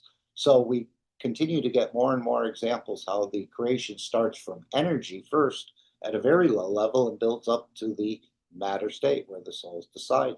This was the opening video we saw, and we continue to play as how the creation process happens, whether it's on this planet, in the universe, on the moon, or on planet Zeus. It seems to work. And there's some different parameters, yes, but for the most part, building up from the small up to the matter state, not from the matter state down to the small. And this is, again, a bit of a pin in the sort of thinking of Einstein. But I was also thinking of Gail as a little Da Vinci there. That was quite well done, Gail. Thank you. We're all becoming little Da Vincis. This is another one of Mr. Keshe's sort of projects, in a way, that we understand the true working of the universe and not what has been accepted by science and peer reviewed to sort of keep us in that matter state dimension.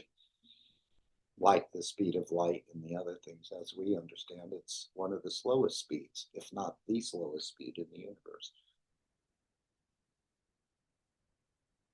Okay, let's go back to Shweta here. Just give it some volume.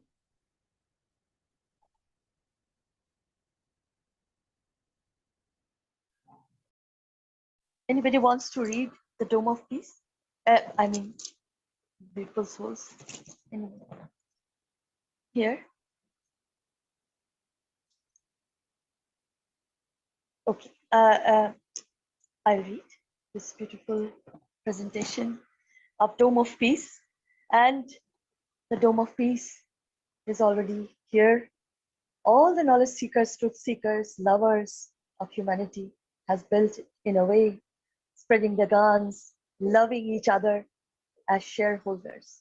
So I will read this as please remember, every Sunday from now on until we raise the soul of this planet to a peaceful planet, Keshe Foundation knowledge seekers worldwide will spread the Gans waters around the world at 12 p.m. CET and or at 18 p.m. CET every Sunday at the same time, as they choose which time to suit them. Thank you for the participation in this greatest movement by the soul of man to bring about the peace on this planet as a permanent feature of the life of this planet. Mr. Keshe suggests we add the next step to create the dome of peace with power of the souls, as we have already going through this with the 2 eyes. And we ask you to spread the Gans waters each Sunday. Now we give you a new path. Now try to unite each other's souls.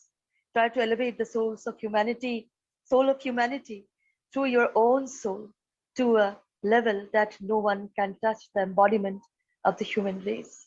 So beautiful. Choose a time where all of you come together on the soul level in a state of inner calmness. At that time, don't spread the water of Gans, but spread your soul. Unite, and in time, we will make a new race out of the soul of man. And then, instead of doing it once a week, do it all the time. MT Keshe. Thank you. If anybody wants to add anything. Okay, anyone want to add anything, as Shweta said? Otherwise, let's just take a minute and we'll just bring up, let's see if I have that still somewhere. Yeah, we'll just leave this as the background for 60 seconds. Again, working in the matter state to try and change things takes a lot of work and a lot of energy. Working in the plasma dimension or in this energy dimension, which we're just getting familiar with, doesn't take a lot of work and doesn't take a lot of energy. So let's just take 60 seconds and elevate world leaders, world spokespeople, and religious leaders, and anyone else you want to include. As again, this is not just for world leaders, it's the way of living in that energy dimension. So, and we're not looking to force any sort of changes. The soul will pick up whatever energies it wants and when it wants, and when it decides to change a dimension within the dimension of physicality of these souls in so many ways. So let's start now. We'll just take 60 seconds and then we'll come back and hear the announcements if Alex is still gilding the lily or frosting the cake. And let's start now.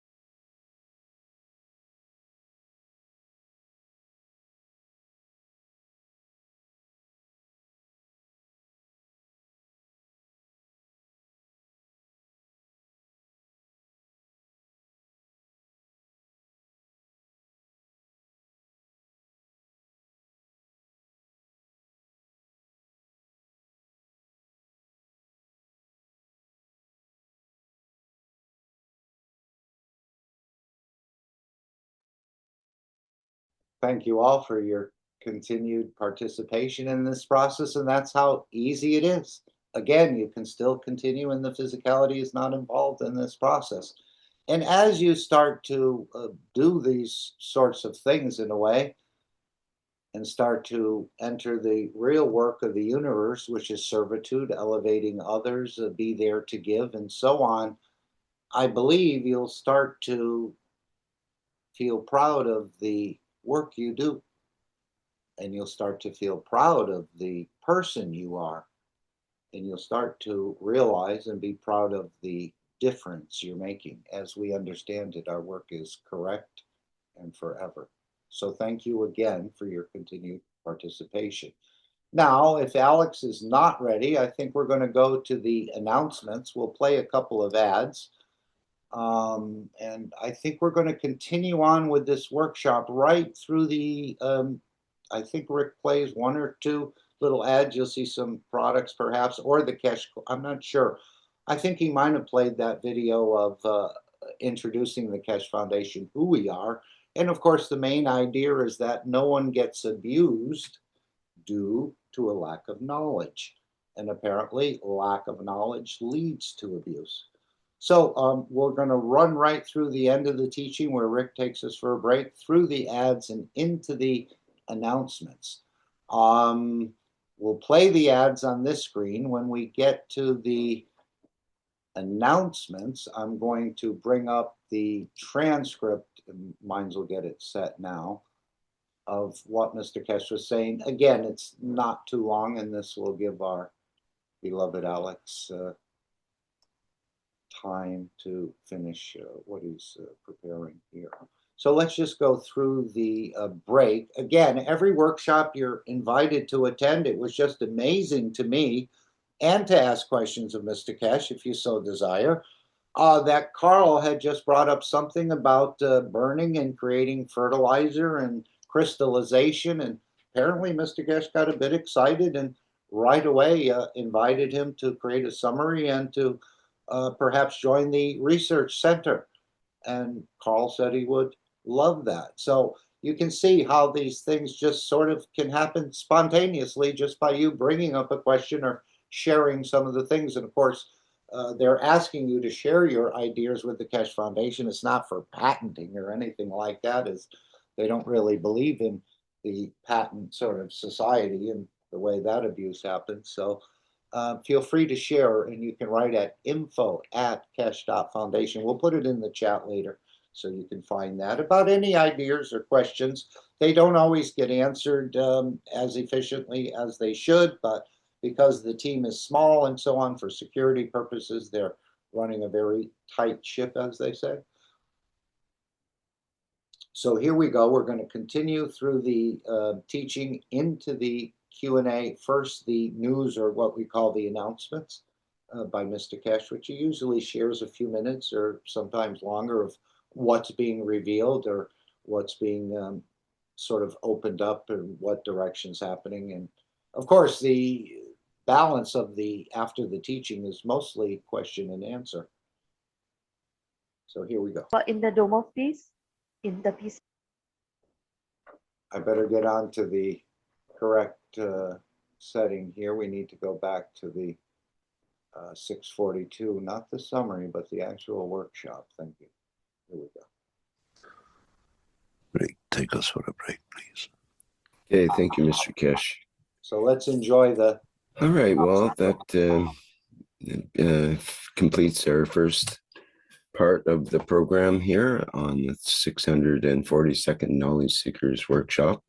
As Mr. Keshe mentioned, there'll be a second part where folks, our attendees here in the Zoom, will have the opportunity to raise your virtual hand, and then we can open your microphone if you would like to speak. And if you have a question you'd like to. So from street cleaner to president to scientist to nuclear engineer, anyone is welcome to ask Mr. Keshe a question. And you don't even have to provide the question in advance. You can just surprise him. Chuckle, chuckle. To put in as text, you can do that into the webinar chat or in the Q&A here in Zoom or in the YouTube chat as well. Okay, we will be back.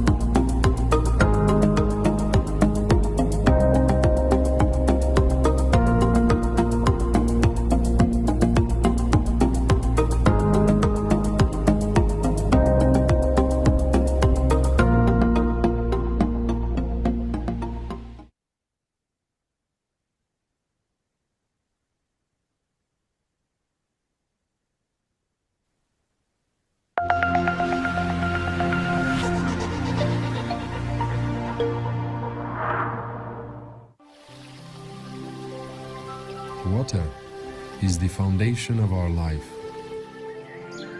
It is part of every living creature.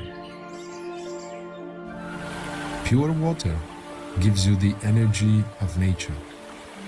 Now, you can have this energy in your home. The Keshe Foundation Alkalizer and Energizer is designed for your daily well-being. It increases the pH of the water so your body can absorb more oxygen and stay in its natural condition during the day. Keshe Foundation Alkalizer and Energizer. Be pure like the water.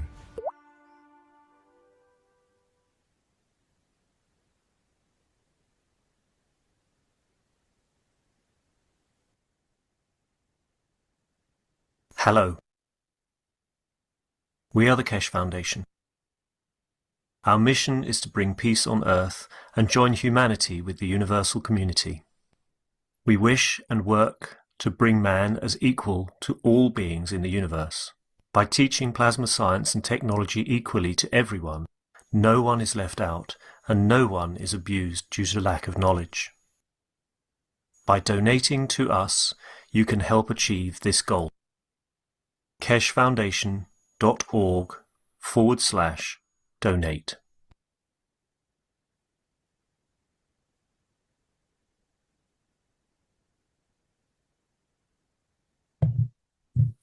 Okay, we are back again at the 642nd Knowledge Seekers Workshop, Part 2.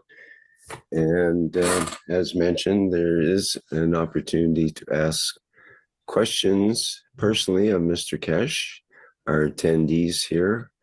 You should have a virtual hand option that you can raise, and we can acknowledge that and open your mic, or allow your mic to be opened. So consider that if you have a question. Otherwise, we have questions in the Q&A, but we'll begin with Mr. Keshe speaking about current events before we begin the questions. Go ahead, Mr. Keshe. Thank you very much. Couple of points. As you are all aware, we were still to have a session for the transmutation, the last of the series. Our systems are not ready yet, and we won't do this session till the system gets ready, hopefully in the next couple of weeks. Everything is set up for our experts to do their job, and hopefully once they complete, we invite you back. The date set for yes, tomorrow is not there. It will not be a session till the what we call technicals is resolved. Okay, just again, if you're confused, he's talking about sessions. You can go to the Keshe Foundation store. And let's just go back. You can buy a ticket or you can participate for yourself in these transmission sessions. And this, of course, is helping to keep the Keshe Foundation free for humanity, free to develop, not taking any money or any resources from corporations or governments. These sessions are launched as part of the transition of emotion to be in line with the launch of Peace and Enlightenment game released last month. These are ongoing sessions. Again, if you feel a bit uncomfortable, buy a ticket for someone else if you're in that position. The tickets are €500 plus the value added tax. But again, don't look at the cost, look at what is being developed, created, and of course we've played a couple of these videos where we saw some of the development of the Keshe Foundation with the teeth and the growing of the covers of the teeth and so on. I guess there's more follow-up with that, but melting kidney stones from thousands of kilometers away, and of course, as Gail said, feeding remotely through the cosmic ray energies. And of course, we're only just touching on 5% of what's been revealed to us. But this is an integral part of keeping the Keshe Foundation free to develop for humanity. So that's what the monthly sessions are all about. For you, for another, again, reach into the pocket, and if you have those abilities to support the foundation in its work, it's really a gift to humanity, not so much about yourself, but you're actually allowing your own soul to be sort of studied.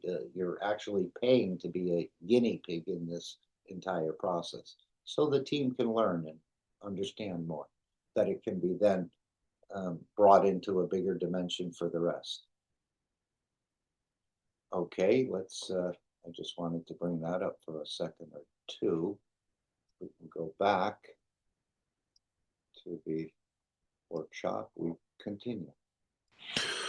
In respect to our Chinese friends to give us the video for agriculture, I have not received it at the moment yet, still waiting for it. I was hoping we'll have it today, and they'll come to it. If you're on a Chinese website, you should be able to find it. It's already promoted in Chinese products you can order.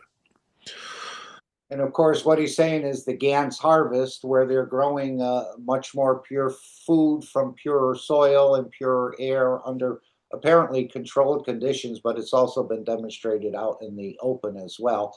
But as Mr. Keshe said, they need to purify the foods, and these foods are being first offered in the matter state as a Gans harvest, I believe it's called. And of course, as he said, we're still in the position of releasing a soul in a way, or part of that process, but see what changes it brings to your emotion.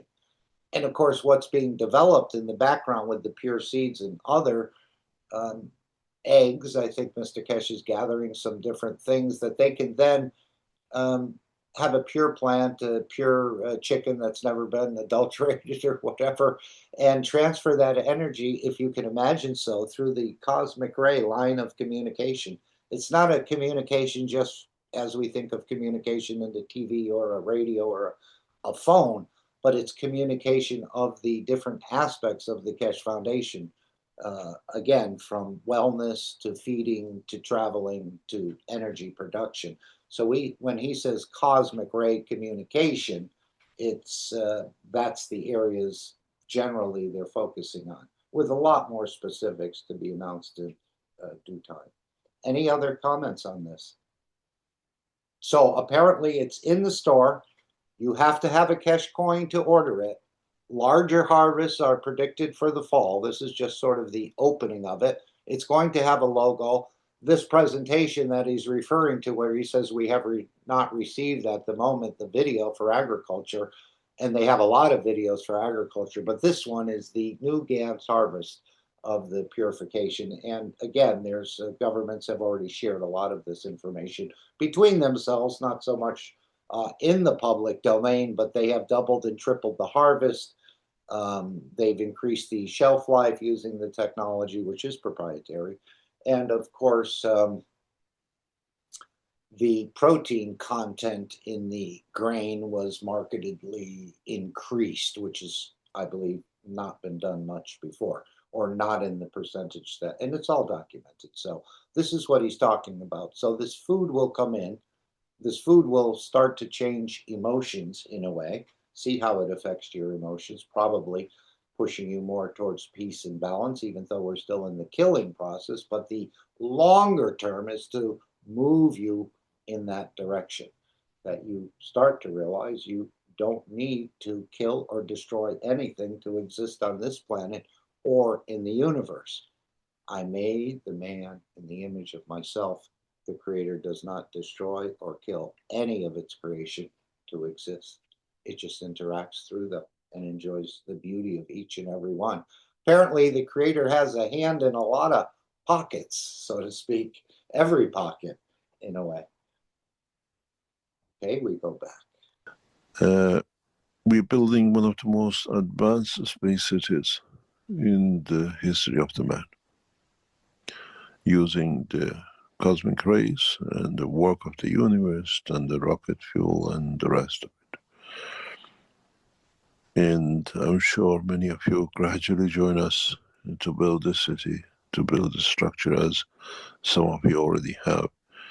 And in the past 2 or 3 days, strange things has happened in this with the people who are involved in this what I call journey. Very interesting. Knowledge seekers and not knowledge seekers are traveling back and forth without even us knowing, in trying to be there to make sure things happen perfect. And a team of knowledge seekers who work on this just go in. It's a job to do for the rest of humanity. No. Okay, sorry. I just thought I'd check on Alex. I think he's decorating this cake with cosmic rays, probably a few of them, and he's having trouble controlling the third one. But let's just check in on him, or you can just put it in the chat, Alex, and we'll continue. But I wanted to go back and just show you the store for a moment, where there is an offer in the Keshe Foundation store. And we'll just go back here. And every time you move on this platform, you have to hit cancel. You don't have to put in your name and all that. But let's just see if we have this. I'll just go back up to the top here, and we'll get if we can get that. The research centers. Let's see. There was an offer to join the research centers. Here's the cosmic ray. Okay, here's the first Keshe Space Plasma Research Center. Now, it's 25,000, and this was the original sort of projection of it. I don't think you have to, as we saw in the workshop, I don't think Carl sent 25,000 euro to Mr. Keshe or to Foundation before he can go to the research center. He was openly invited, and I think they'll have complimentary passes or, getting in and getting out for Carl, but I'm not sure about that. But this is something you can do to join the research teams or to make a donation to that whole process. And of course, it's 25,000 euro. For those who have millions and billions, this is just, again, putting a coin in the meter, but there's no giving without receiving. So maybe you're not in a position to research or don't have any sort of skills as a specialist and so on. You can actually perhaps make it a way for others who are coming into the center, and this would sort of offset the cost for the Keshe Foundation. Just because you donate these euros doesn't mean you'll even be invited. This is a donation to the research center. So I just thought I'd add that in for those who are have a deeper pocket than most, let's say. Okay, back to our announcements. That's the one. This is the one. No one asks, no one requested. It's just their mission to be done. And it's taking shape. I hope we can show it to you soon. One of the most peaceful, advanced places for science and technology. Even though it's been going on for a short time, we have located the first spin-off from a non-knowledge seeker who became a knowledge seeker, and he wants to keep the ethos. So the Spaceship Institute of what we call Keshe Foundation Space City has got its first commercial spin-off structure on the board, not by request of the foundation, but by the request of the person who himself was not a knowledge seeker and became to see how he could mix his knowledge and the knowledge of the Keshe Foundation to bring more beauty to humanity. So there it is right there. Wasn't a knowledge seeker, became a knowledge seeker, and now a spinoff, just like that. And so, as I said, we are structuring that thousands, hundreds of spin-offs comes from the knowledge seekers with their technology, and we keep on requesting from you. Let us see what you have. You don't need to be a knowledge seeker. If you know a lead scientist, we are there to serve. And I'm proud to announce the first structure, the first case, the first move for a spin-off, international spin-off, the Keshe Foundation is taking shape. In a way, it's not Chinese, it's the work of the international structure.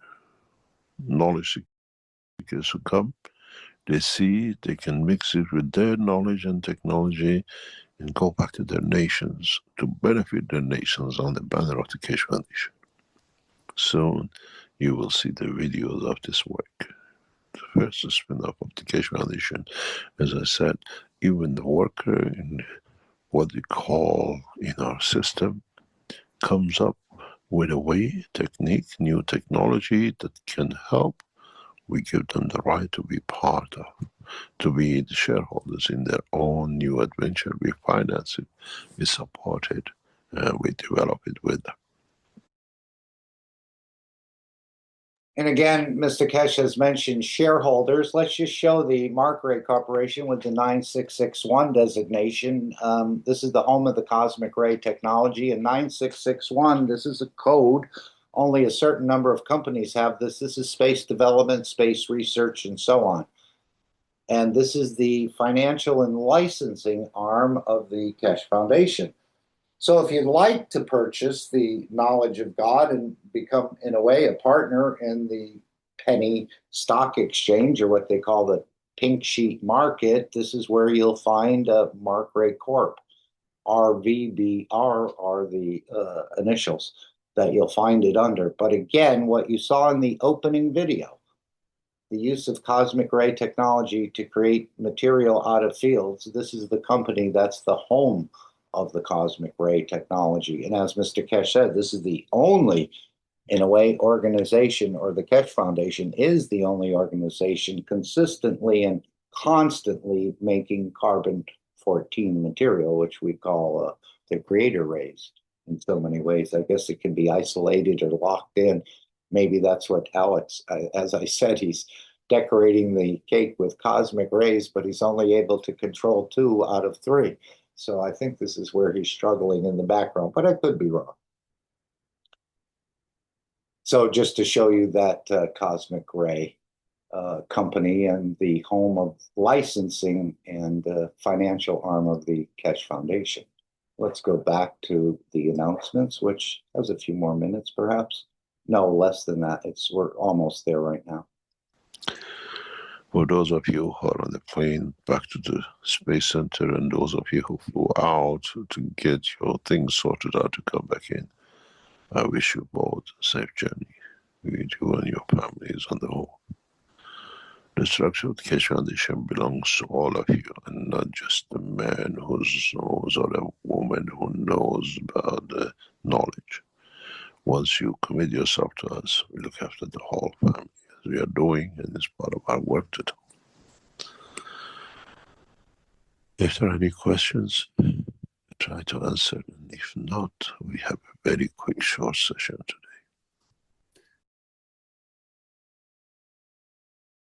Okay, so many questions were answered. Perhaps we could continue on. I think Azar is the first question, but I'm not sure. Or we could go back to the beginning of the teaching. We played the last about 8 or so minutes of it, where he said we have to know, we have to understand about operating in 2 dimensions, at least, I would say, that we're aware of, just becoming aware of. Or we could continue listening to this beautiful question about the sperm and the egg.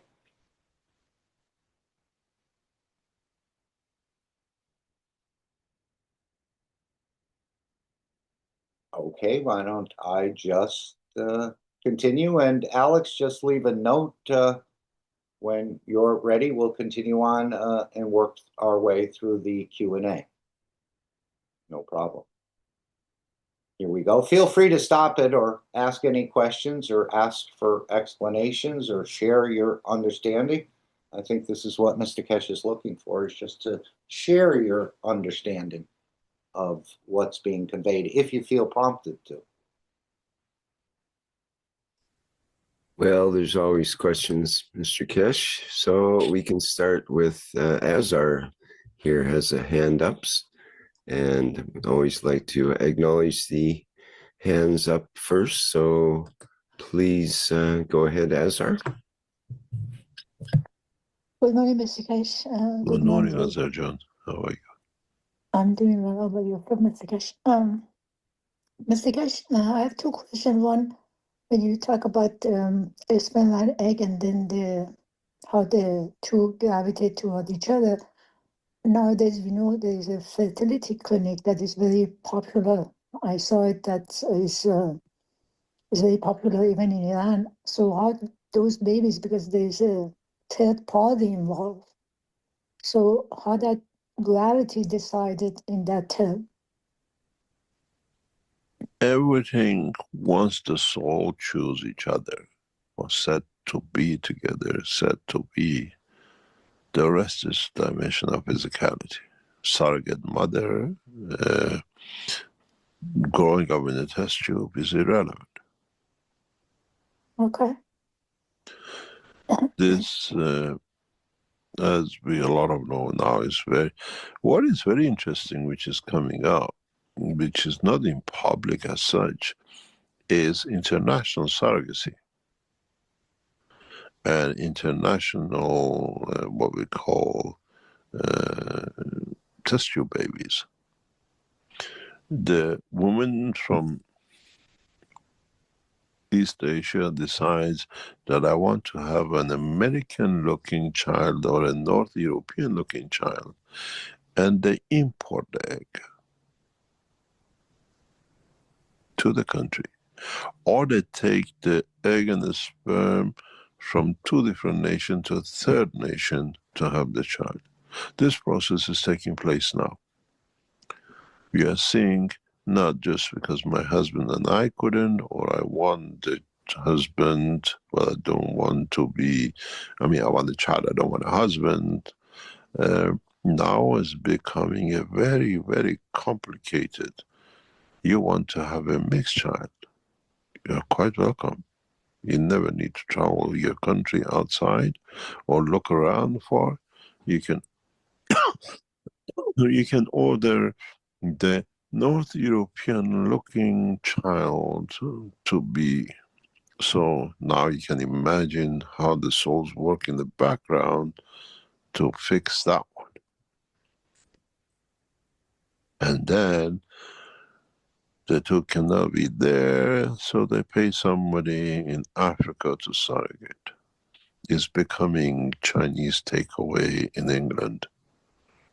You know, in England you go to a Chinese takeaway, it gives you a base of a pizza, gives you the Indian curry sauce taste, and you can have a Chinese topping. And this is what is becoming the life of the man, reproduction of his soul. But don't worry, very soon we'll graduate from this, and we want a child which have a soul from planet Zeus can be imported, the soul import, because planet Zeus does not export eggs. That becomes more complicated. I was talking to somebody in the world of the what we call diplomacy.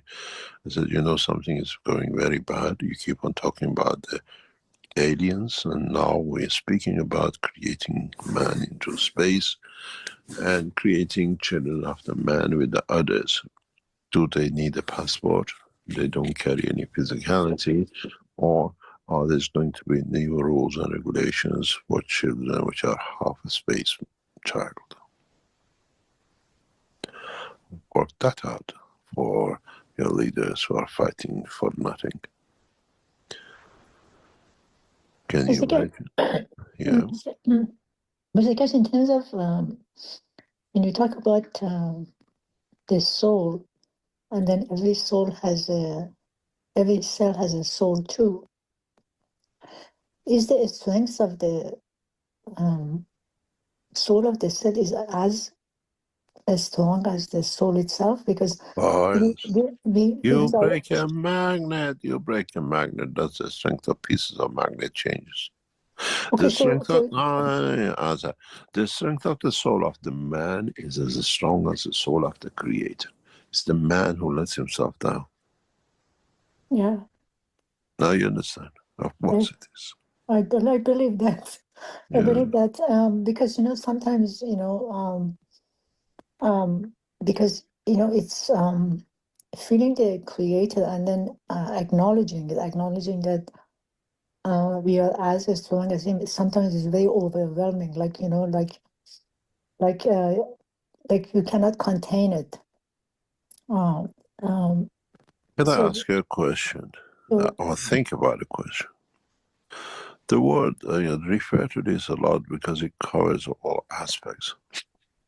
If he says, I made man in the image of myself, if you see a dent on the face of you, does it not appear on the mirror? yeah, So yeah, he has to be perfect, and the soul of the man is perfect. He yeah, has no indentation and he doesn't wear cosmetics. yeah. But I think See, that's another one when he said he has no indentation and he doesn't wear cosmetics. He's talking about the soul of the creator because in previous workshops he said our soul has become indented by living on this planet and some of the funny things the physicality has to do to feed the soul. Now here he's saying, so he has to be perfect, and the soul of the man is perfect. He has no indentations. It's just a point I was bringing up, and this is what creates the dichotomy in a way. This is how Mr. Keshe likes to teach. At one point in time, he'll say one thing, and then another point in time, you'll think he's saying something just the opposite, but it's probably our lack of depth of understanding of what's actually being presented to me. Any comments on this?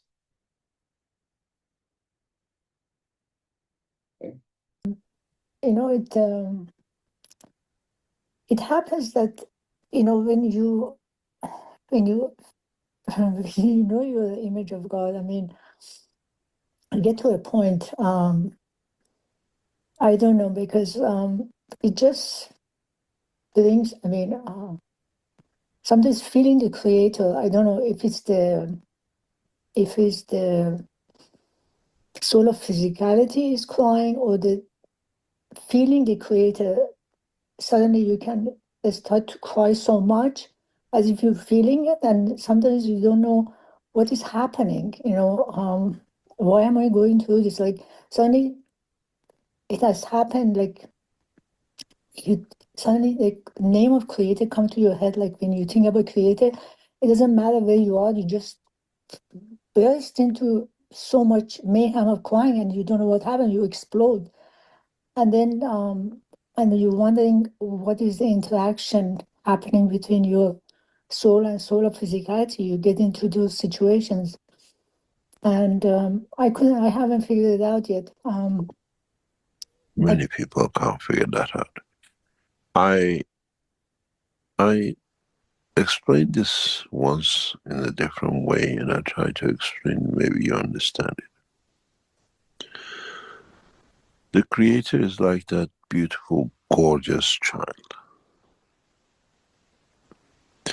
immaculately dressed from top to toe. And the man is that child which goes, you're ready to go for a party, puts ketchup on the clothes, puts dirt on the shoes, and muds everything up that the mother made for the child to be perfect. The child is the soul, and the rest, how it got messed up, is the child itself. And it's the behavior of man. The Creator gives us a perfect soul, is us who puts the mud and the dirt on it. Yeah. Inside never changes. Yeah. So next time you want to do something wrong, think one thing. Yeah. What mud am I going to put on the Creator? Yeah. Mr. Keshe, there was you talked in the past that we originally came from Africa, and then we start traveling, and then each part of the earth we are occupied, we changed to different group of people or different shape or form, tall, short, fat, or a different kind of eyes, shape, and everything. So there was a study done.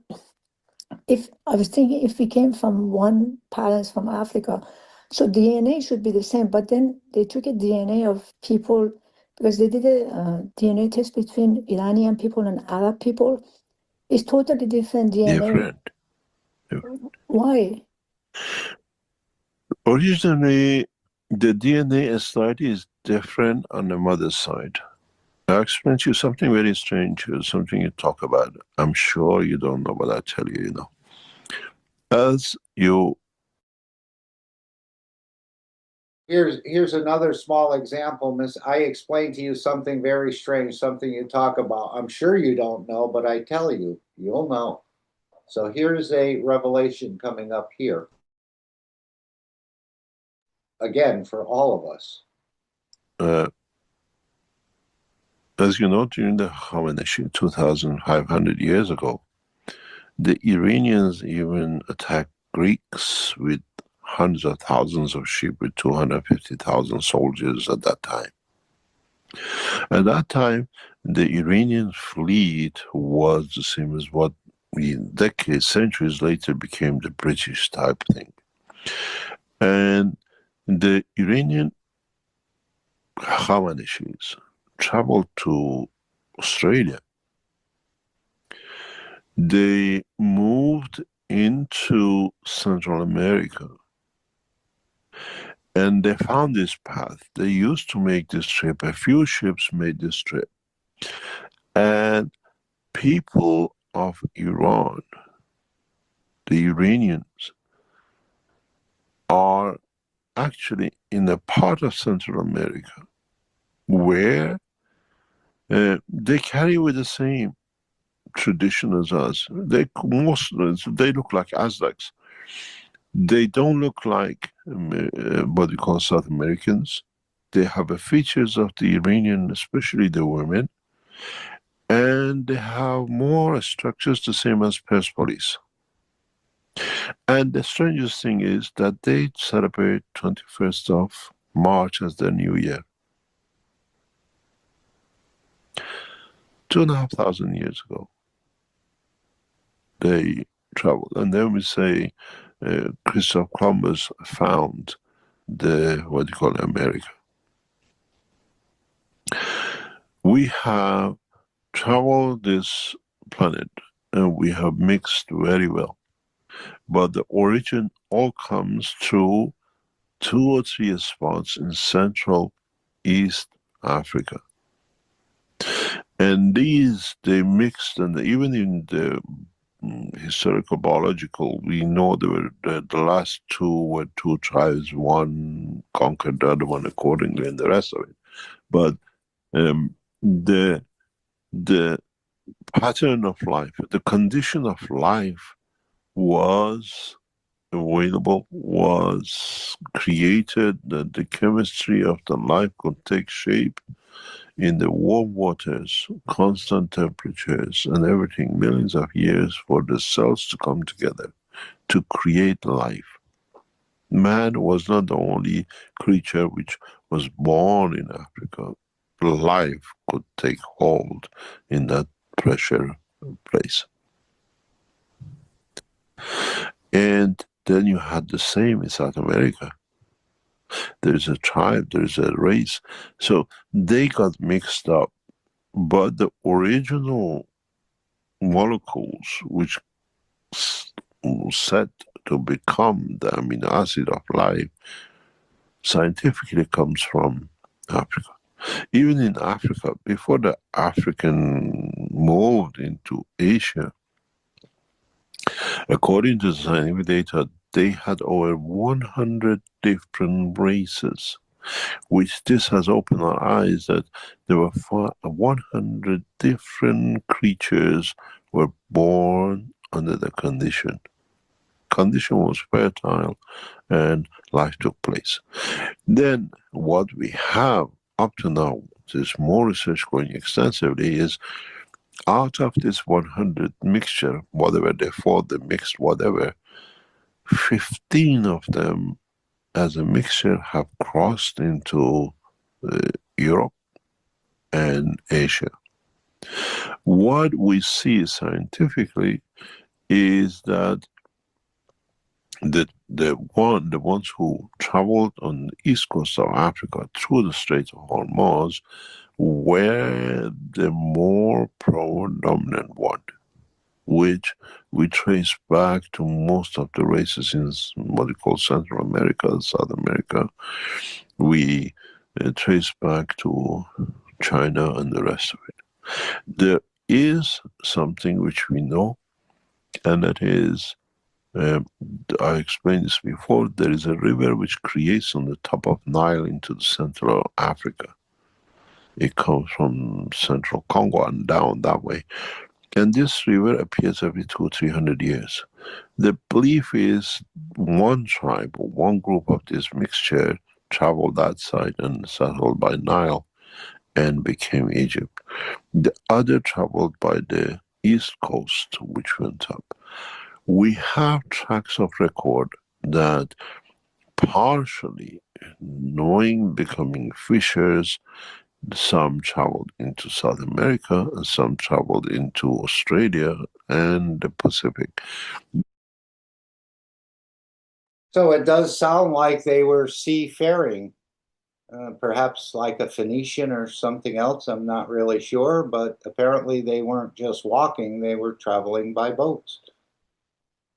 And apparently some of this is being opened up more and more. But that's why perhaps you have an attraction, or in a way think about Africa, and even though we know it's quite harsh conditions in many places, there's some sort of magnet or attraction. Mr. Keshe said he loves Africa and spent many periods of time in and around Africa and exploring. He said, of course, he thinks all nations are great, but he said Africa has some sort of attraction.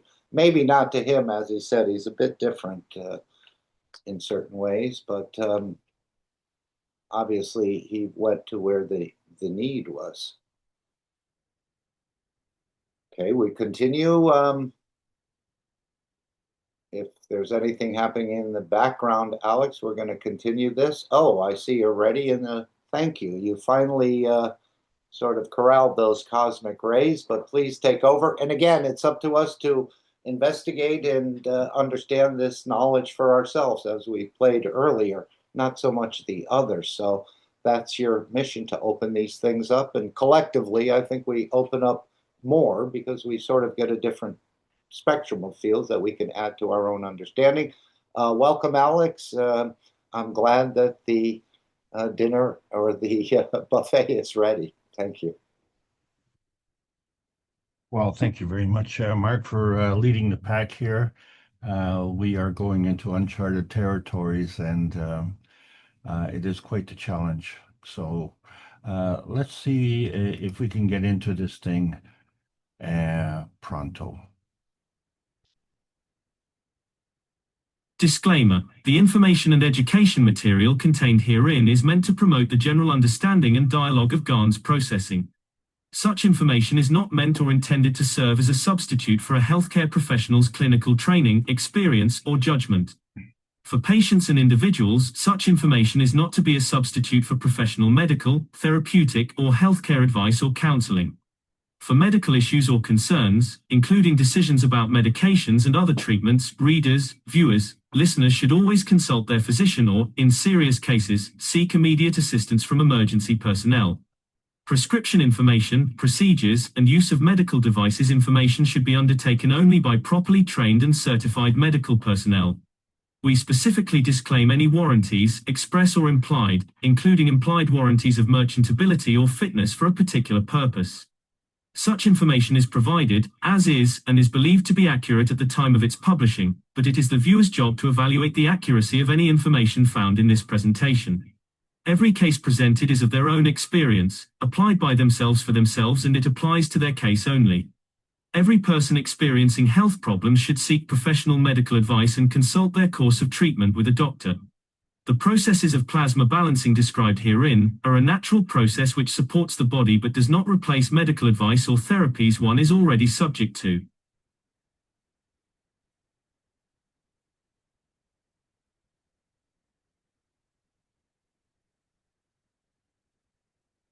Thank you, everybody, for allowing us to present here. And we are all going into uncharted territories. It's quite the challenge. So let's let's see what we can come up with in today's class.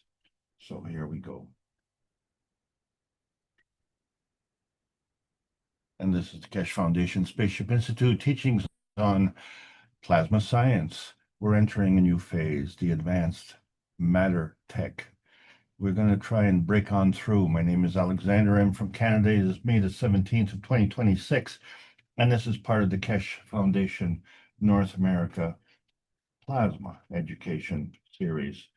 So we've been challenged all along, and we're going to continue to be challenged quite greatly because this was just not taught in school. And so we finished off the advanced Ecotech series, and we were looking for champions. And as we trace our path, we find that we're going to be talking today about the basic matter tech. And of course, we've seen that previously to that, we were talking about the Biggity Bangity theories. Well, those theories are really proven to be disproven. What we are having difficulty is proving the new theories because we're so matter dependent.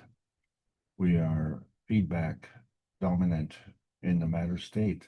And so let's discuss the basic matter state.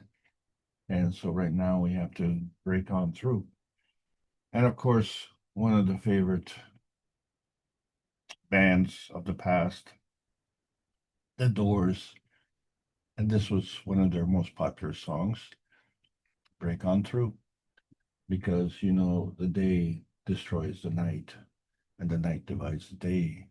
You tried to run, you tried to hide, but you have to break on through to the other side. We chased our pleasures here, we dug our treasures there, but you can still recall the time we cried, break on through to the other side. And that was done way back, well, over 50 years. And then there's another thing that we see in our architecture. We not only have to break on through, but we see how the form in the matter state follows function. The function is actually very, very important. And we talked in the past how the raindrops create a beacon, and they always hit that target. And it's a representation of the magnetical strength as it is imparted through its gravitationally inherent core. And from there, the waves go up and the waves go down. So we talked about tuning. So as we break on through and see how the form follows the function, and we see how the tuning forks help us do the tuning. And there's something very interesting about that form. And we're going to talk about that as we go along through the series, because we're still trying to get on the transmutation highway. So what we have to understand is how the frequency relates, and we always want to go to the higher frequency. But there's a new definition of the frequency, because the frequency that we're understanding is the matter state frequency, the carbon-12 highway. And the anomaly that we see with the carbon-12 highway, because we're only seeing the up part, we're not seeing the down part. And so we're only seeing the one part of the carbon-12, because we know that there's another highway, the transition highway between carbon-14 and carbon-10, and the total of that is carbon-24. So we're short 1 dozen. And then, of course, there's transmutation highway, which extends even further to the carbon-16 and the carbon-8, and that totals up carbon-24. But the relationship is different. And so the margins have changed, and it's at a different frequency, isn't it? So when we talk about that margin of error and how we understand our matter tech, we relate everything to what we're doing with respect to money. because the money is more important than the humanity. And we see that because when we talk about the margin of error, for example, if we have two individuals who have money and we decrease their value by $20, and so we see, well, client A had $40 and minus 20, now he has only $20. And B had $20 and we decrease him by $20. Well, he has nothing. The difference was $20. The difference now is still $20. But we say A is wealthy, but B is broke. So A gets to write the rules and B has to follow. So we are still in the coal era of understanding how we exchange energy, and they keep piling it higher and deeper. That's how we always get a PhD in the matter tech. So what is that X factor as we seek in target practice to modulate our aim? We say X marks the spot. But now we're seeing there are many nuggets that are appearing in the matter tech. And so our understanding of the matter tech is where we're lacking, because we follow many ideals, such as we have a shepherd. And the Lord is my shepherd that protects me from wolves until I am plump, until I'm ready for market, until I'm ready for slaughter. And so we are the chosen ones in that regard. And then, of course, there are lords and there are gods.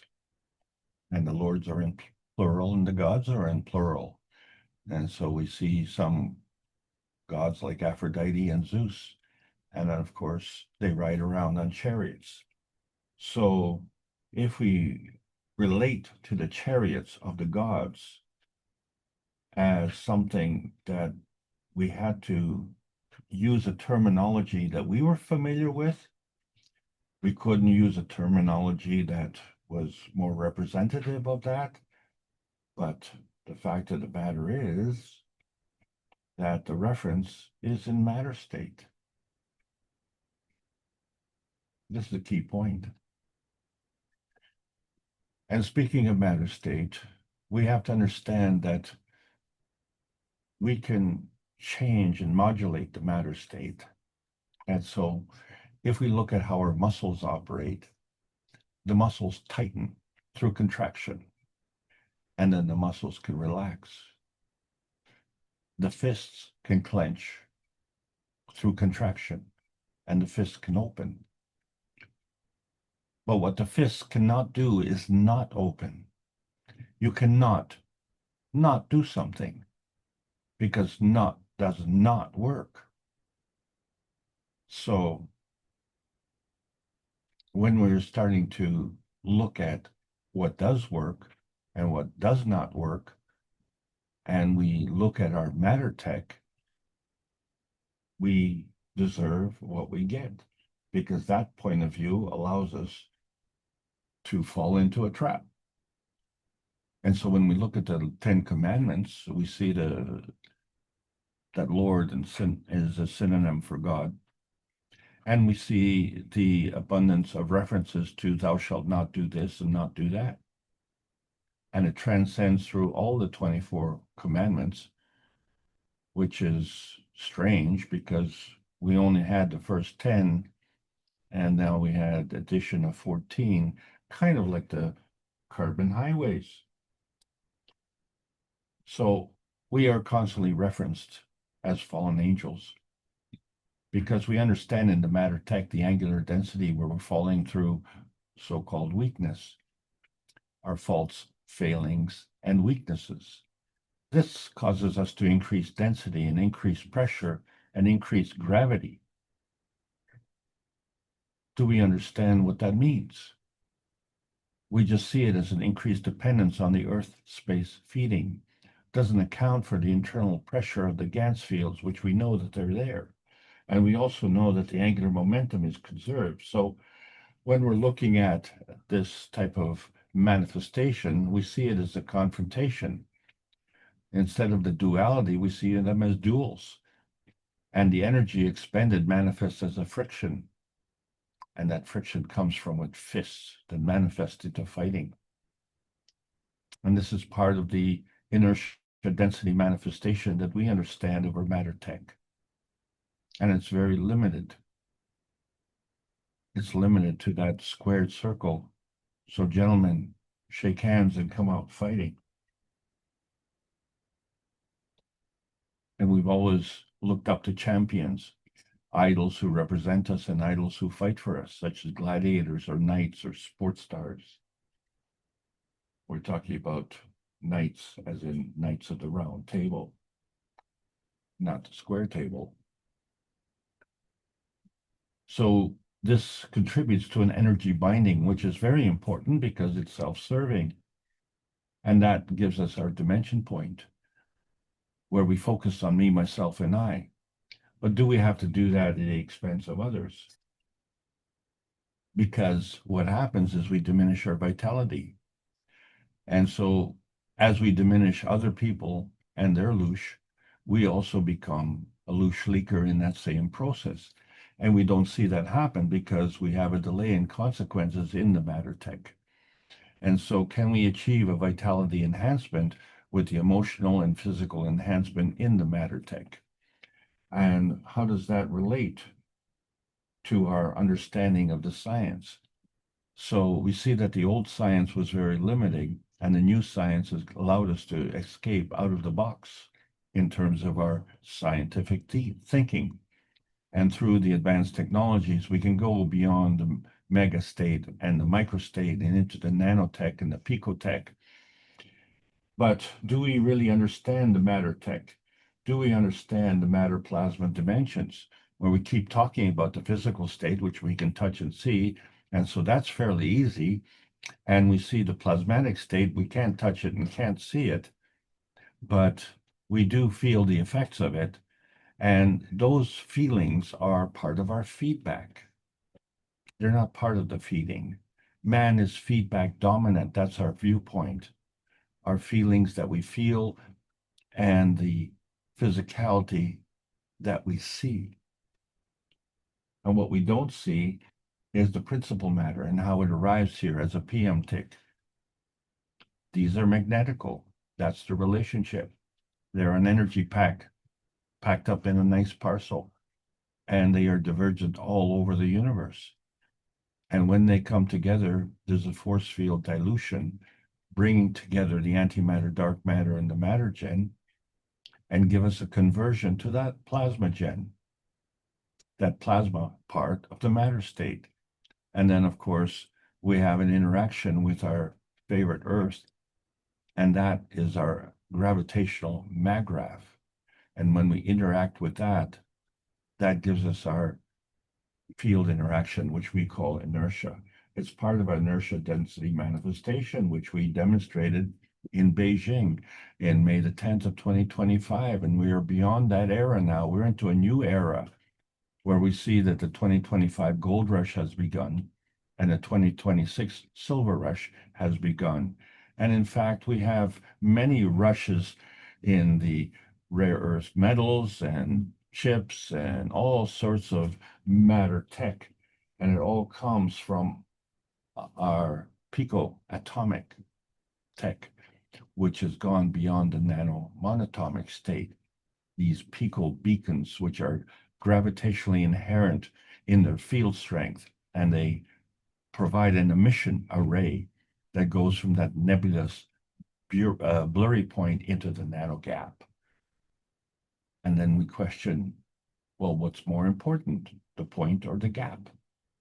Well, this is an interesting discussion, and we've tried for so many weeks and years through the books and teachings of Marin Tavlaquali Keshe, such as book number 1, The Universal Order of the Creation of Matter. And that's what we're talking about today, the matter tech, the coming together of the antimatter, dark matter, and the matter state. But there's a structure of light, another matter tech, because we can see the light, but we can't hold the light. We pass our hands through the light, but somehow it takes the matter tech from one matter to another matter. And then we see that the culmination in book number 3, The Origin of the Universe, where we bring together that matter tech and how it divides into man's universe and our sister universe. But we discount our sister universe because we can't see it. What we can see is man's universe, but we discount that also. We're just concerned with that little tiny scheme of ours that we call our Earth space, that tiny perfect little place in man's universe. But that's still too big for us. We have that little tiny perfect space we call our country, or that home within the country, or even that condominium within our country, that so-called shelter that shelters us and confines us, that we've seen, as Rick Crammon and the members of the Universal Council have been trying to tell us for 430 weeks about the one planet, one nation, one race for justice and world peace. And to be members of the Universal Council takes into account more than just the members of the Earth Space Council. And so we try and follow that plasma rule, where the higher strength feeds the weaker strength. This is very important in our understanding, because our understanding of the matter tech is where the higher strength beats the weaker strength. The higher strength dominates the weaker strength. The higher strength kills the weaker strength and confiscates advanced technology through the military, because the military needs to be powerful in the matter tech. And so that becomes a transaction zone. We say, okay, well, that's a conflict point, but really it's a binding zone. It brings together two forces. And that's part of our inertia density manifestation, because that's really only possible in the matter state reality. And so we operate in this realm through sequence. And these sequence orders are determined by the gravitational attraction, which is part of the feedback, which we are dominating on. But it works with the magnetical repulsion, which is part of the feedback, which is what we're missing. So we, as the last man standing, have choices. And we can turn on and turn off the feeding. We can increase or decrease the strength, or enhance or diminish the positioning with respect to these fields. And then understand where that domination means that the stronger feeds the weaker.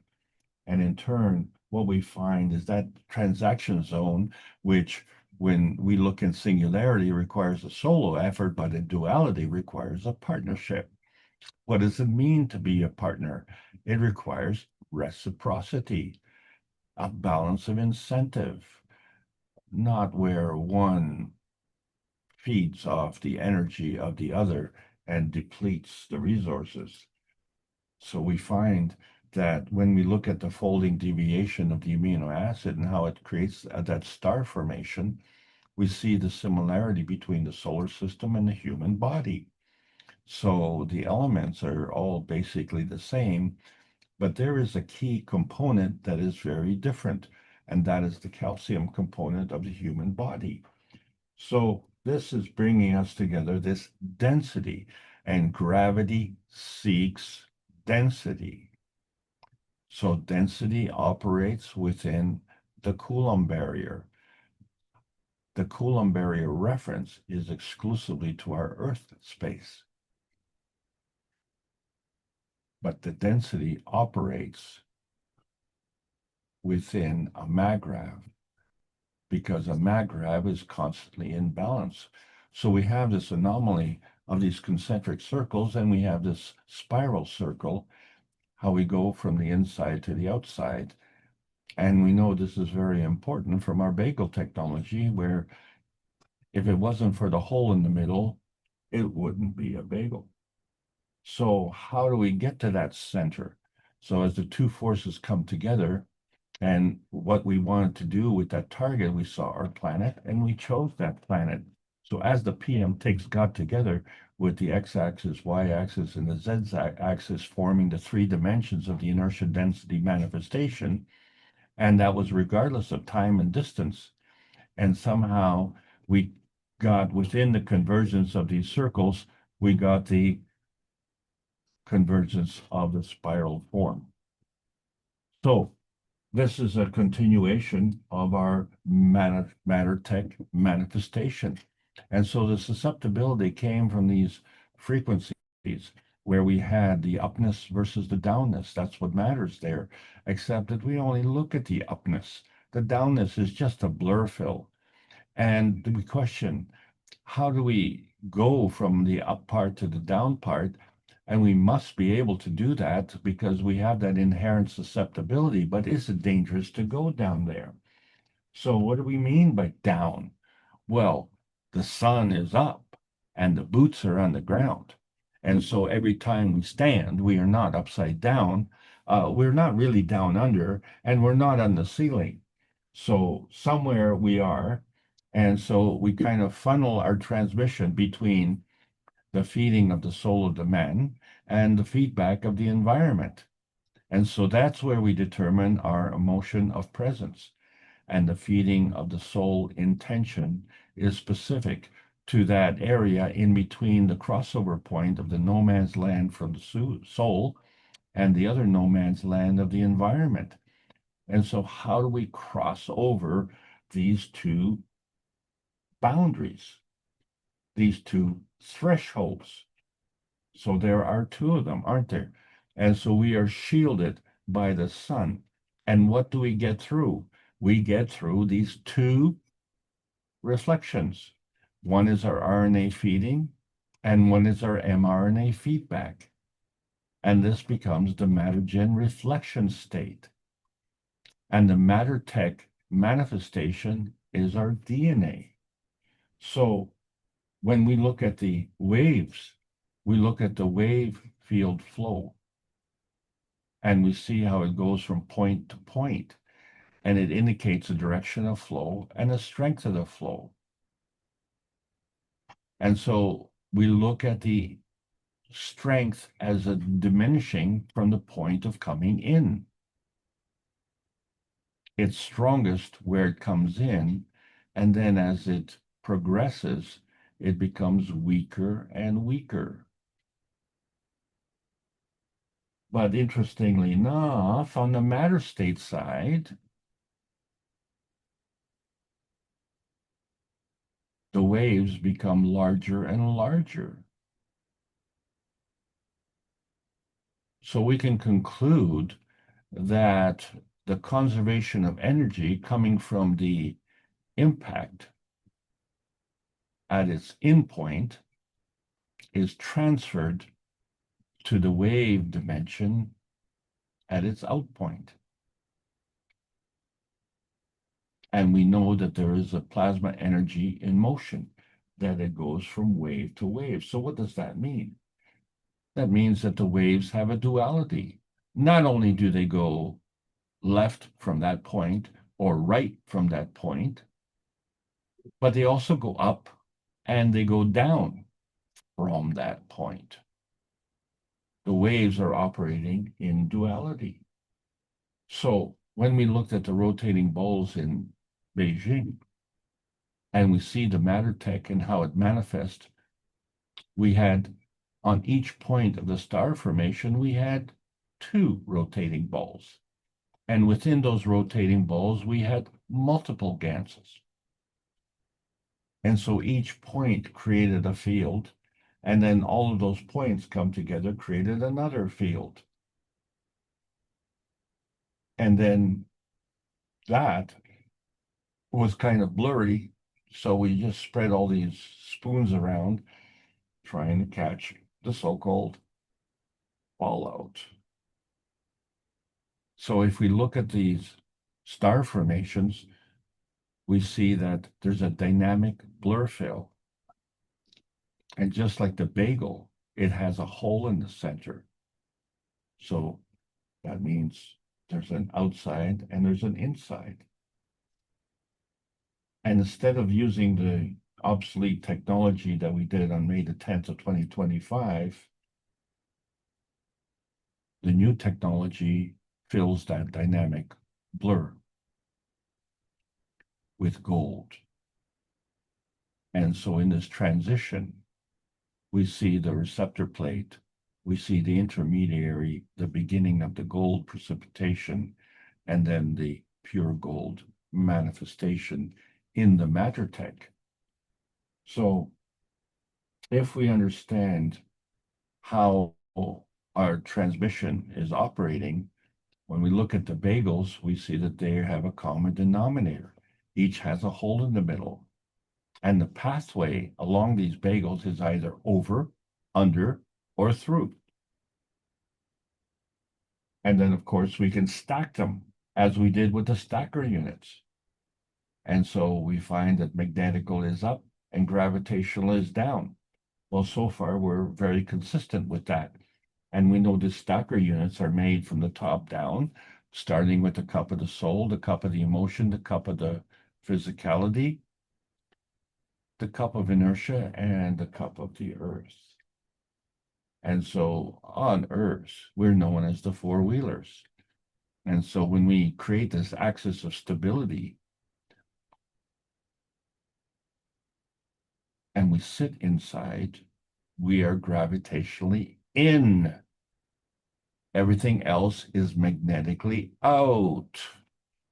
That's the key. So when we look at linear bagels and how they compare to the phospholipids that contain our cells, there's an outside and there's an inside, and there's a transition zone in between. But we can modulate those frequencies. So if we look at a sine wave in singularity, it has gaps.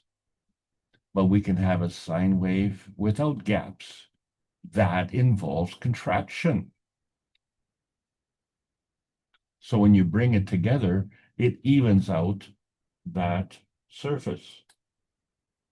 So that energy has to cross over that transition.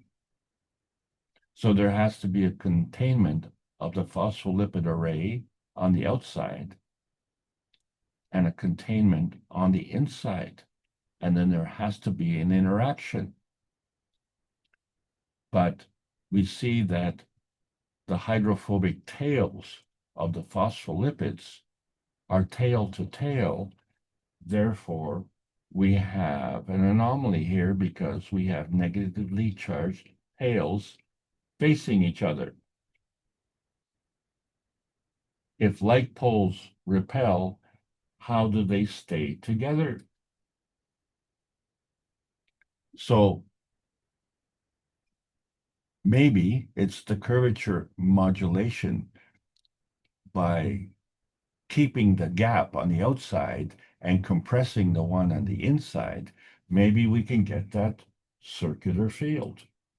And so we see how the bagel has a similarity to the cells. And what the cells do is they have a metabolism, a magnetical casting out. So there is a concentric circle of the outside magnetical layer and the gravitational picocore at the bullseye. But that bullseye is a hole. And so when we look at the cells, we find that there's a nucleus in that hole. And that nucleus has a MAGRAV condition. Have we ever been able to look inside that nucleus?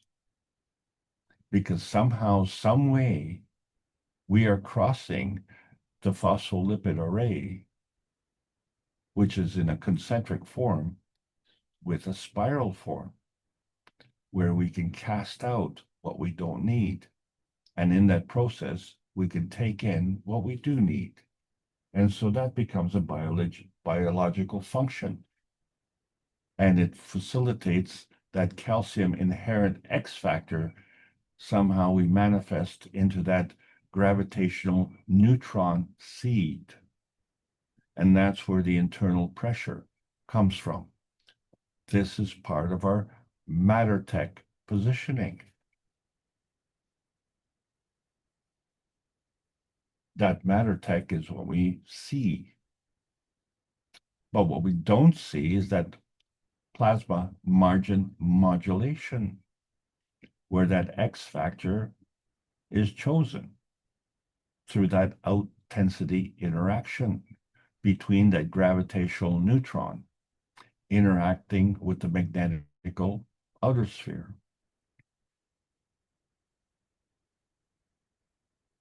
And yet it's very stable. So there's something in between the two layers of the phospholipids that are contributing to this. So this has led us to that plasma matter dilemma where we can clearly see the atomic state, the nanostate, and the GAN state in the physicality, and they all have the equilibrium. But there is a plasma state, and it too has an equilibrium. But somehow this MAGRAV energy goes through a transfer state that is from one side of the equilibrium equation to the other side, and there's a positive gravitational connection. And then it can also transcend the various states. And there's a positive gravitational connection. And so all of these positive states become the transaction zones. And they're determined by the nearness and proximity. And we've proven that because when we created the GANs of the soul, we used the cup of life, and we took the products of the cup of life. We took a cup of emotion and its GANs and put it together with another cup of emotion and its GANs and created a GANs of a GANs. And then we took the cup of physicality and its GANs and another cup of physicality and its GANs, and we brought that together and we created the GANs of physicality. And now we had the cup of the emotion and the cup of physicality coming together in that transaction zone at that picocore, and it created that X factor, which is a part of the nucleus in the cup of man. And so that cup of man is that positive transaction, which means that we are a gravitational entity traveling in the magnetical field. We're on the inside. We're on the inside looking out. And where is out? And where is in? And so there's another connection with the cup of the universe. Well, we took the copper GANs, which is physical, and the zinc GANs, which is emotional, and the carbon GANs, which is the connection to the universe. And, it's a reflection of the symmetry of the brain, where we have a left side and a right side. But, the upside and the downside are actually quite different. And so there's an X factor connection, which we call love,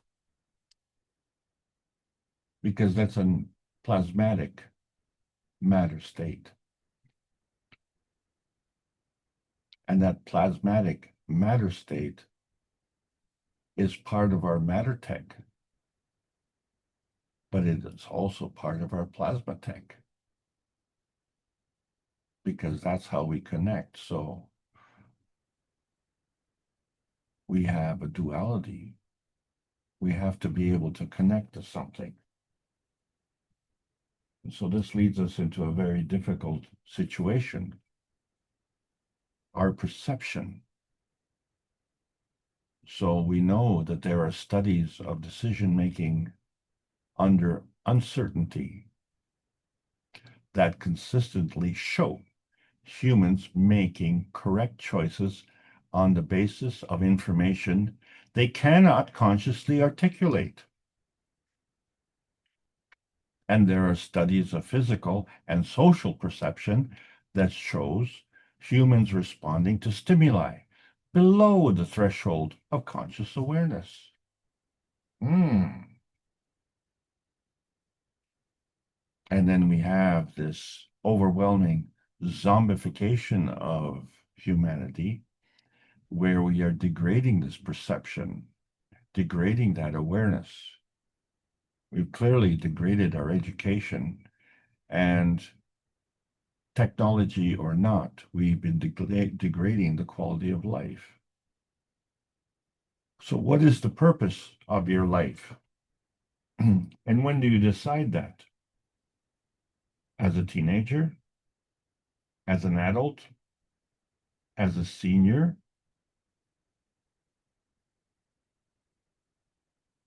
There are other points, but our life is fundamentally revolving around digestion, where we convert food to gas. That's part of our energy supplementation. But what we're really doing is absorbing that nutrition essence. So that's the gravitational attraction of energy.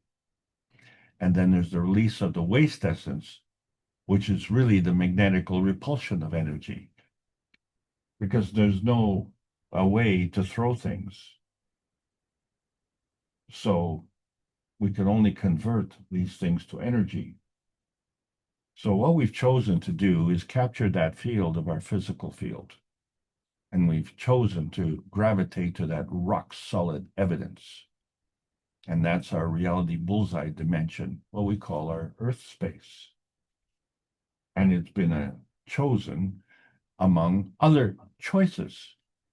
And so our Earth space becomes our sentimental pie in the sky. And so we know that this is not me and this is not me in reference to Venus and Mars. But this is me where I have arrived in terms of Earth space. I like that place. And that's why we're here. Well, as opposed to what else? And so when we are wondering, do we belong? Who has the authority to decide that? So let's look at this atomic bagel. I mean, atomic is uncut, but this bagel is cut. We've taken the whole right out of it. And so there's a balance of the inside and the outside. Even if we take the hole out of the middle, the bagel still exists. So just like our car, we are gravitationally in. But there's a gravitational downness and a magnetical upness. And there's a magnetical out and a magnetical in. So this is causing us a problem with our Earth space understanding. Because we have a sun on the outside which warms us. But when we go outside on a cold night, we have a heat source within us. Right in that hole in our Earth space. And if we dig down into the Earth, we find that there's a constant temperature. Where does that heat come from?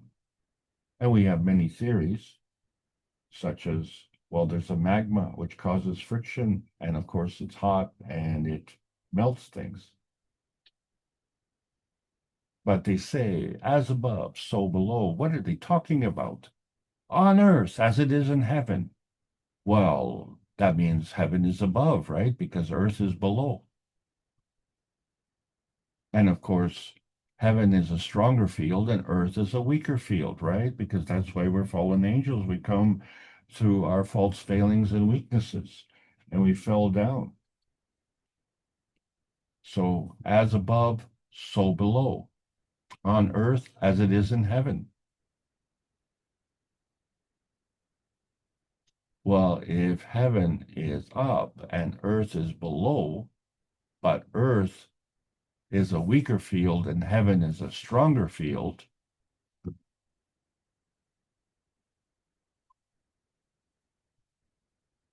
so when they talk about on earth, earth is out. And when they talk about in heaven, heaven is in.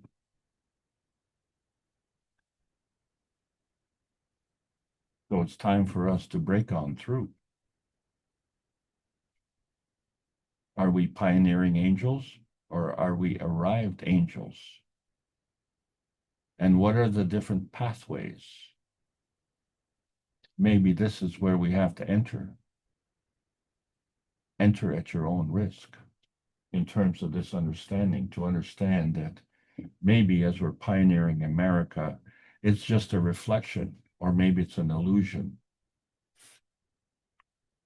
Say the eagle has landed. And then, of course, we see the problem with love. It's a two-faced thing, isn't it? And as we see with Aphrodite,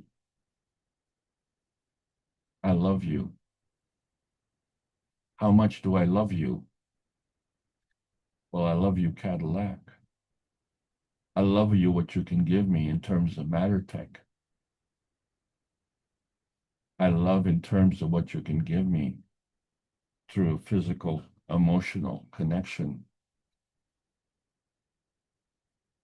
But what about the other side? What about the carbon inertia highways? How do we go from transmission to transition to transmutation? What is supporting that? Where does the balance come from? And when you look at what is supporting that, where does the balance of that come from? So we have to look at other dimensions, other ways. And then we would look at the cosmic rays, and where do they come from? And how do they manage without a cosmic ray equilibrium? And when they come, are they just in a solo effort? Are they in duality? Or are they in combination? Too many questions to answer. But what we do know is that in the creation of free plasma, there's an inherent X-factor connection where we have that gravitational connection at that picocore, the nucleus of our cellular structure, where we bring the transaction zone of one star formation with a transaction zone of another star formation. And these zones are star formations of carbon, oxygen, hydrogen, and nitrogen. The creation of life, a structure within a structure. That's what makes us organic. So when we look at the lamination of the core components in their stacking, we say the star formations are gravitational, like the phospholipids, and the tails come together like the phospholipids, and they're magnetical at the core. But that's only one side of the picture. When we do the component core stacking in duality, now we find that we have the gravitational stability of the star formations, such as we did with the phospholipids, but we have the gravitational connection in between. But again, gravitational is positive and like poles repel. We're still having some anomalies here. So when we look at the inherent susceptibility and singularity, we have to understand that there's an inherent susceptibility in duality. And so how do we facilitate that gravitational completion? It's through the external input of that Gans field of humanity. We are that X factor. And that's an important X factor because that's you. And so when we measure things, we don't take you into account. We just look at different counterweight measures, such as the physical state, which we measure in weight, and the atomic state, which we measure in mass. And that it becomes part of the gravitational component. And then we measure the nuclear state in Teslas and plasma state in time. and that becomes part of the magnetical component. And so that's where we have this MAGRAV condition, and we can pick and choose the counterweight measures that we want. But we have to understand that there's a plasma substrate, and we get this plasmatic manifestation. And we have many different bagels and many different flavors, but they all come together, and there's no two the same. And when they come together, they create this dimension array point and this physical manifestation of this matter tech at that gravitational transaction zone. And one of the things that really gives us our gravitational certainty, well, we have an emission of light array that indicates we've crossed that threshold from the plasma state to the matter state. And oxygen is that non-visible X factor gas. It reflects the plasmatic decay to GANs. And GANs can decay from gas to liquid to solid. And then we have a physical anchorage. So the oxygen, although it's non-visible, emits a spectrum of color. And it is fundamental to its gravitational inherent characteristic. And so our existence on this planet is actually dependent on supplementation. This is due to consumption. That consumption stems from an acquired knowledge. It's a conditional teaching by ancient teachers. Well, what about the unconditional teaching by the Creator? Can we overcome that 20% that we have to supplement through a new awareness to understand how we can cross that historical threshold between the cosmic feeding and the loose harvesting? So we have inherent attributes. We have a gravitational confirmation at that gravitational center point, that picocore that gives us that gravitational certainty. So we always have this mutually assured construction, because something is always something as opposed to being something else. But as we go into this uncharted territory, we are the array within the array. And there are many stars beyond the nanomonatomic state that cover the full range from decay to radiation. That AI is the ancestral intelligence, which means that we are the technology, we are the inertial product, and we are the image of our dimensional convergence point. And we know that is true because when we look at the humanity's civilization, despite all of these different races, they all have the same dependency X factor, and they all radiate the same beacon of knowledge of the great flood. And yet we continue to argue amongst ourselves because we're failing to understand how energy is portable, how energy modulation can go through this different state transitions. So when we refer to elevation, that is the conversion of physical matter state to energy state. That's what we're discussing. And that inertia state is the energy state to physical matter state. That's what we're discussing, the matter tech. And how do we elevate? Because elevation involves expansion. And so the matter tech involves the physical manifestation, and that involves contraction.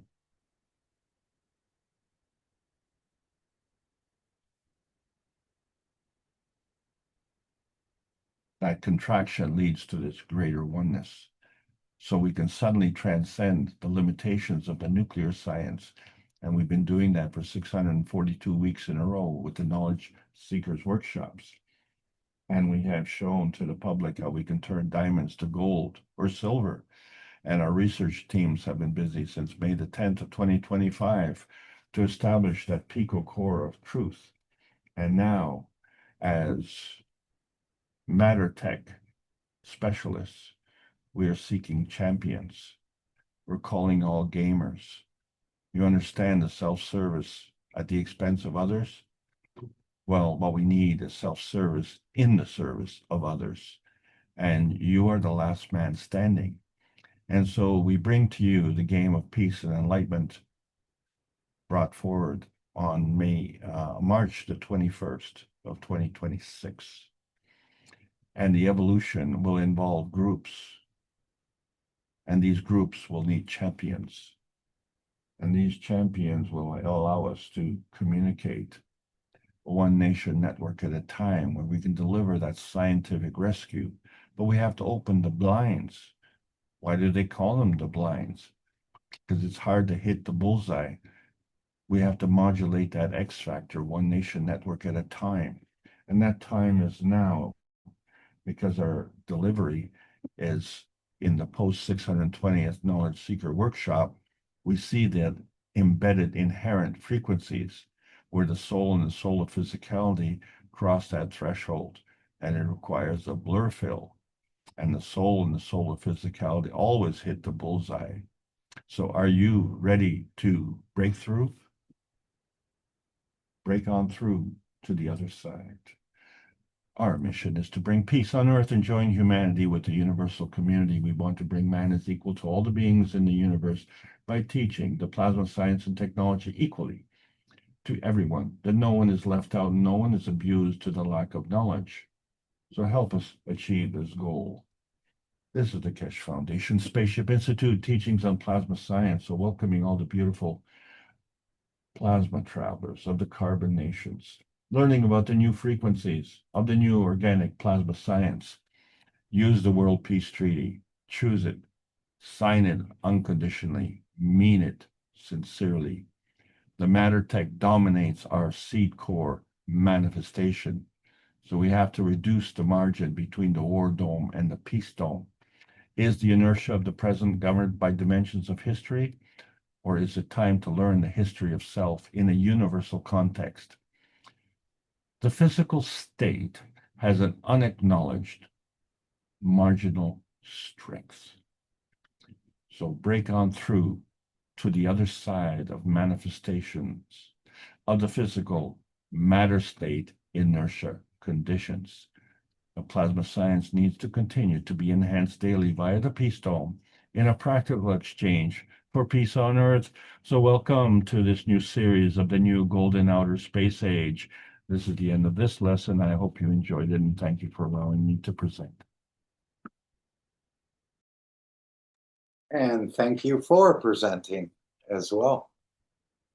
Yes, the outer space or the inner space, I think we're operating in both in a way. But again, going out into the universe with the matter state could be a little bit precarious and so on. So that's why I think we're moving in. Obviously, you can't take all the medicine and doctors and everything else you need traveling in them. But there is a way to accomplish it, but it's certainly a very slow journey, but it does have its beauties as well. Maybe one of the participants would like to ask you a question, Alex.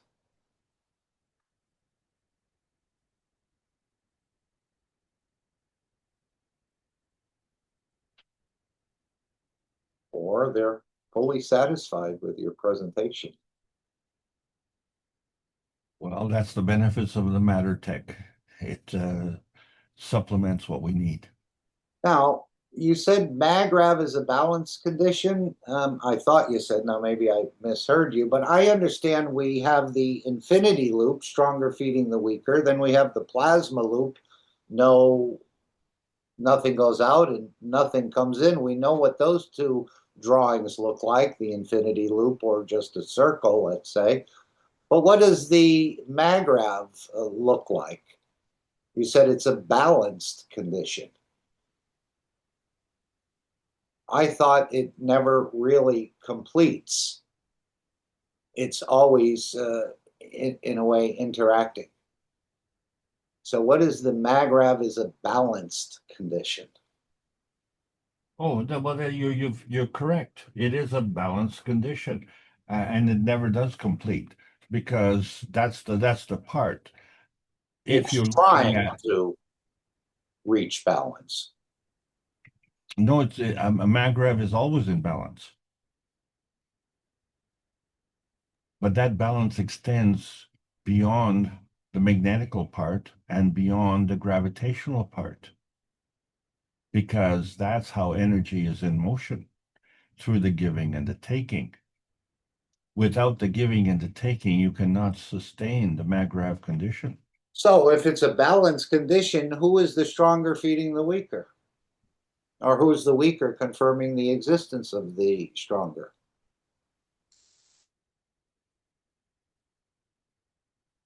I'm just thinking the way that I was understanding it, it's always seeking a level, but it doesn't always get there. It may interact for a time. No, it always gets there. Okay. You always hit the bullseye. When the raindrop falls, it always falls in the center of the wave formation. Even under a heavy wind? Yeah, well, the heavy wind will modulate the wave pattern, of course. So yeah, if you're looking at symmetry, you're looking at a perpendicular interaction. But if you change the angle, yes, of course. And if you look at the emission from the sun, you will find that that emission will be dominating on one side more than the other side because of it's not operating in singularity. It's always operating in duality. So if you're looking at the matter state, you have to have a relationship. And so when we look at what's his name's theory of relativity, that part is true. Relativity is important. So if you say, which one is the giver and which one is the taker, well, you have to compare to what you're giving to and taking from. So the rule of thumb is that the stronger feeds the weaker. So the stronger is giving. And what are they giving? They're giving that magnetical emission. Where's that magnetical emission going? To that gravitational taker. However, as Armin put it one time, which was quite interesting, does the weaker become gravitational to the stronger? You keep reading it, and the answer is yes. Yeah. Never really thought about it or heard it put that way till I heard him mention that. So the weaker is actually gravitational to the stronger.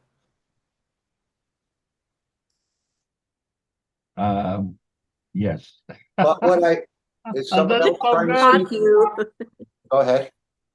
I just wanted to ask about the plasma loop. So if the Earth is going to act like a plasma loop, it'll be straight up and down and no tilt. But since there's no tilt, there's no diversity in a way. Will it have just like one? I mean, it'll maintain its energy. Will it stay like, well, it'll have the influence of the solar system and all that. So is that how, I mean, won't it get kind of boring if we don't have any changes? That's sort of right. the wobble. That's right. The wobble is actually giving us a point of interest. It's what gives us the diversity, because that's how we can account for the 8 billion souls on this planet, without accounting for our predecessors and those who are still to come. So, and that's without accounting for the vertical people and the horizontal people as well, who are also souls and who are also operating on the same animation. Well, what happens? Let me say I'm using the plasma loop and the infinity loop when I want to build a house. So the infinity is going to be the shape, and the plasma loop is going to maintain itself. It won't grow. It'll stay exactly as you said it. Is that correct? But there will be movement inside. Energy still has to move. No, if it's a plasma field, an energy field. So one of the things that is very solid is our Earth. So we are organic because we're carbon-based, but the Earth is solid because it's silicon-based. And obviously the silicon is very hard, and we call it, we have our feet on the ground. I just got called away for a couple minutes. I'll be right back. Thanks, Mark. So the glass, which you can see through, is also made of silica. But this is an amorphous, not a crystalline. So the characteristic of the silica can be fluid or it can be crystal. And why would that be so strange when we know that water can be fluid or it can be crystal? So we know that is crystal when we look at a snowflake. And yet, if you put a snowflake in the water and it melts, it suddenly becomes fluid. And then you look at the other component, which in terms of our water, oxygen is the main gravitational component. When we look at the Earth's crust, oxygen is the main component. In terms of a tetrahedral functionality, it is SiO2 and SiO4, that's silicon oxygen, with a tetrahedron of 4 oxygens. We also have carbogen, which is a carbon with 4 oxygens in a tetrahedral formation. So you see the similarity. So the oxygen is the common denominator, and the oxygen is fundamental to our gravitational component. And so we see that in the smallest pore size, that oxygen can penetrate through glass. And yet when you look through the glass, you can see the light through the glass, but you yourself cannot penetrate through the glass. So this is the matter tech as we understand it. Well, if we can't penetrate through the light, through the glass, but we're made of light, and light can penetrate through the glass, then there's something else in our understanding that is missing. So the size of us is too big in a way. As a collective, but not as a energy pack. The energy is different from the matter tech. Yes. And the pico is still part of the matter tech. And the GANS is still part of the matter. And the plasma is also part of the matter tech, because the plasma is the substructure for the matter tech. Yeah, okay. We kind of forget it. Yes. So the love we understand in the physical terms. But if we want to quantify that love, what do we choose? Do we choose the weight? Do we choose the mass? Or do we choose the value of the trinket that of the gift that you get on your anniversary? I think, well, I mean, obviously, to me, it's not the matter state. Well, you're in the minority. Men are gold diggers, and so are women. As they say, why should I marry a millionaire when I can divorce a billionaire? And so we put our emotion as a subordinate to the money, to the financial aspect of it, which, what is it? It's in the matter state. So everything we relate to in the matter tech is really based on money. And so money creates this emotion of greed.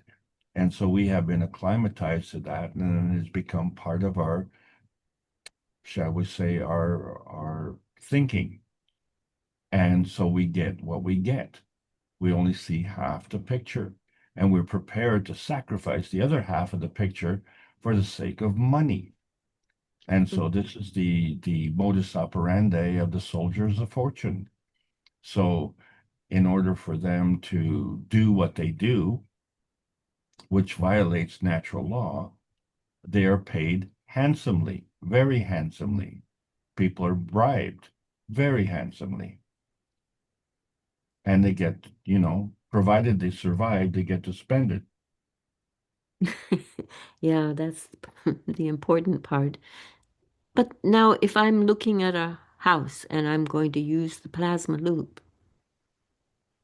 I mean, if you think about the way it works, it's like you've chosen a certain amount of energy that is going to move in that kind of structure, and it's not going to increase or lose.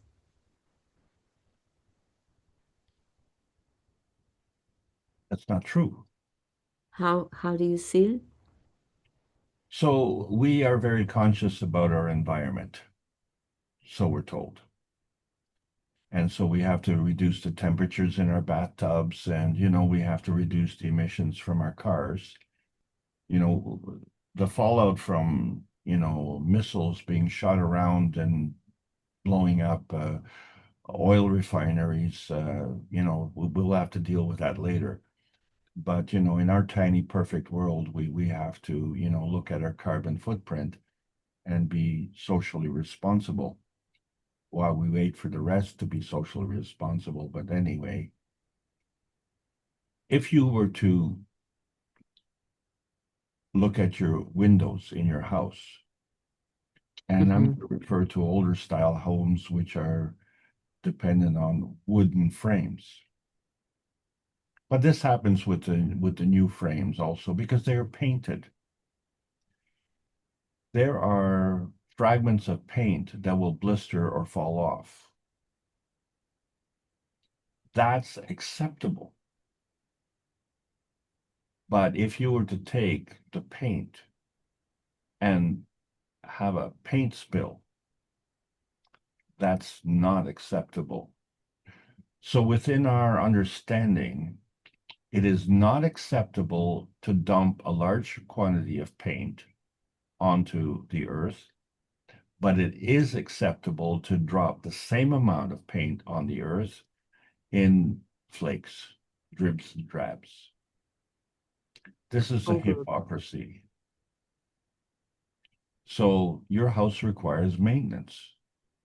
If it's a plasma house, you mean? I'm talking about the briefcase where you can open up and your little house will be created. And then if you need to leave, you click a few buttons and put it back in the briefcase and off you go. I'm sorry, I missed that point. So yes, you're correct. But that plasma house is constantly in motion because in order to maintain its MAGRAF position, it has to give and take with its environment. Because how do you know the time and position if you don't have something to relate it to? But it's already, I mean, it in itself, its positioning is straight up and down, we'll say. So it is kind of, it's not like the tilted earth. It's not going to lose. Well, I mean, if it's an enclosed, like with its own magnetosphere. Well, it is enclosed within its magnetosphere, but where is that magnetosphere? I mean, it's important to you because if you want to go inside that house, there has to be a place to go to. Yes, I would hope so, yes. And the thing, because it's a plasma house, well, you should technically be able to transmute into that house because that house would not require a door. And that is if your soul is I mean, if you are living a correct life. Well, the correctness of the life is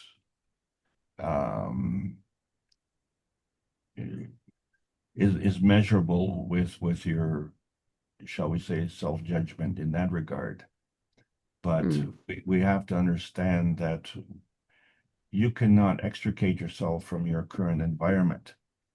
And what we have to realize is that our environment is deteriorating by the day. Mm-hmm. Okay. That's a fact. And Yes. so our adaptability to that environment is changing by the day, because otherwise we would never be able to do that. And that has been proven when we take, let's say we bring Eskimos down into the city, they will have a problem because their antibodies won't be able to deal with all the harmful effects in the bacteria.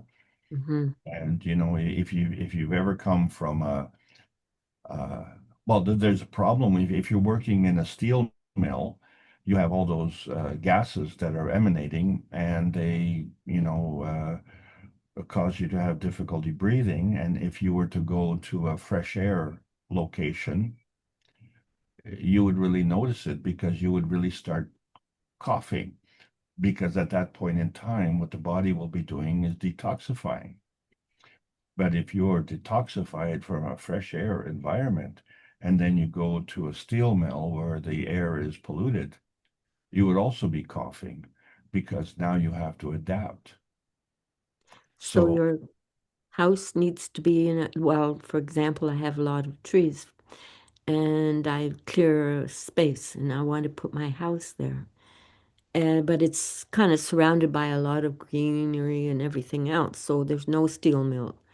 I mean, there is in other areas, not so far away, I suppose. So you're saying that you're missing a point. it means it has to, the house and the plasma loop has to deal with the environment that it's around, that is around it. That's correct. Okay. So you could put that house in the middle of a environment that has a steel mill, and you will have that fresh air because that house is yours. That's your intention, and it's a plasma house. The thing that's important for that plasma house is that its time and position is the relationship that it seeks, but the matter tech is not part of the equation. The matter tech is a physical manifestation of the inertia field Surrounding that house. right. But inside that house is a plasmatic manifestation of the plasma field. Okay. So being matter state dominant, our viewpoint is only from the exterior of the house. But what we need to look at is at the interior. So one of the relationships that you can make right here and now is that you have an outside of the skin, but you also have an inside of the alimentary canal.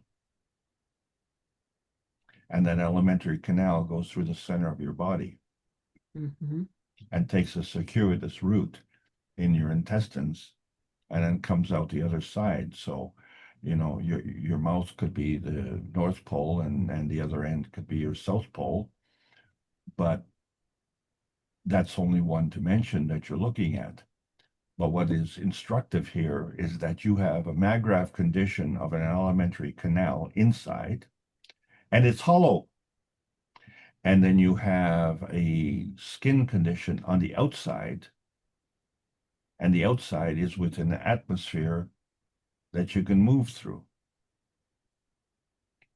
So on the outside, you can move through that atmosphere, and whatever you swallow food-wise and or drink can go through that hollowness on your inside. So then rightfully you can conclude that your ability to move, whether you move through the environment or the environment moves through you, it has to go through a hollowness. Okay. So you're hollow on the inside and you're whole on the outside, and you're just like a bagel. Okay, so build a house that looks like a bagel. And you can go inside. Yeah, and I would even be able to, it almost feels like we can have a universe inside. Almost. Probably it's true. Almost, you're almost there. That's Yeah, how they measure the winner in horseshoes. okay. Very interesting. I have a lot of thinking to do on that. Me too. Me too. Yeah. Well, that's one of the reasons that this topic is so difficult, is because it is upsetting the apple cart, if you will. But it's actually not upsetting the apple cart, it's upsetting us. And I'm speaking Mm. personally because as I look at this new knowledge that's coming out, and I think, where have I been all my life? And Yeah. I felt that I was, in a modern country like Canada with a excellent educational system. And then I find that, I'm really quite the dumb chum, the dum dum. I don't know much. I know very little. And frankly, it has cost me, But you, financially. but you also found a way, though. Never mind the money. You found a way to not just exist, but in a way creative and yeah, problem solver. Yeah. Well, with the comfort of knowing that, when you look at your position in your lifespan, you usually measure it between birth and death. Mm. So what is that point of birth and what is that point of death? And so what we're seeing is that that point is very movable, and you can choose that. In fact, as Mr. Keshe says, we have already chosen that. So when you are affected by your matter tech, how does that sit with your soul? Do you accept that? Are you willing to settle? Is that, is that all there is? Or is there more? Mm-hmm. So Yeah. are you old and decrepit, or are you young and decrepit? Do those two descriptions have to sit in the same sentence? Can you be young and full of vitality, or can you be old and full of vitality? It's a choice. Yeah, Yeah, I and who makes always, that? we do. I always decided that I wanted to be 150 and make up my mind, and I wanted to be in absolutely perfect health at that time and decide if I wanted to go or stay. That was I just accepted it.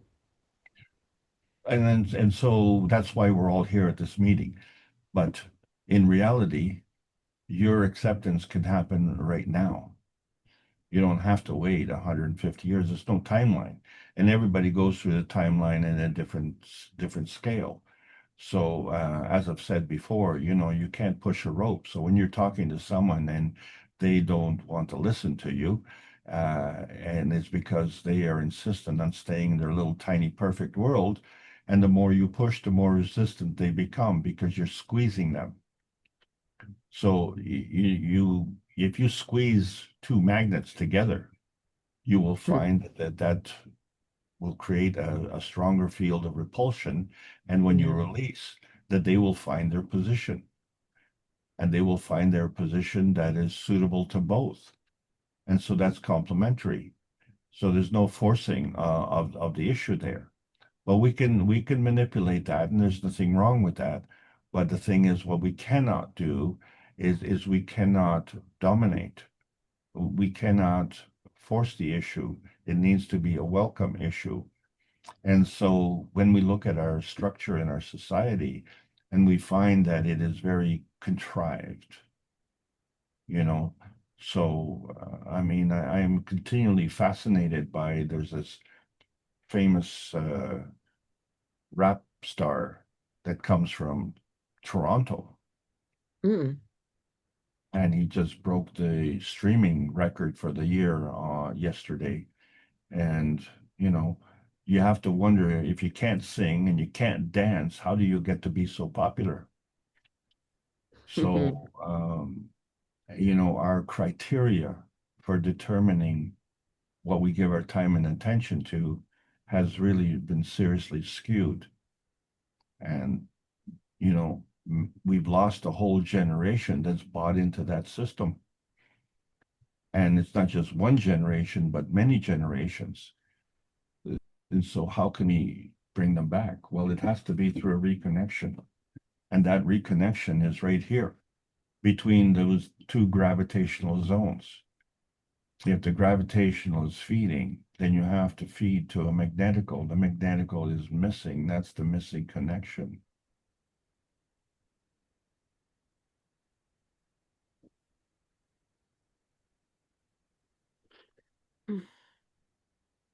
Well, Alex, I want to build a round plasma house with a curved roof, like a half a sphere.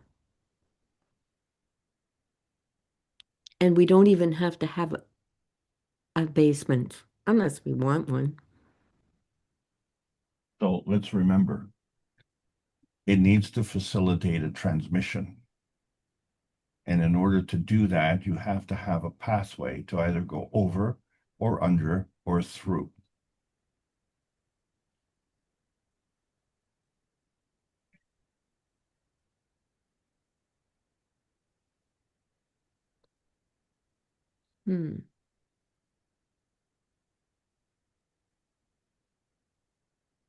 Only or. No. You get to choose. Okay. At a particular point in time.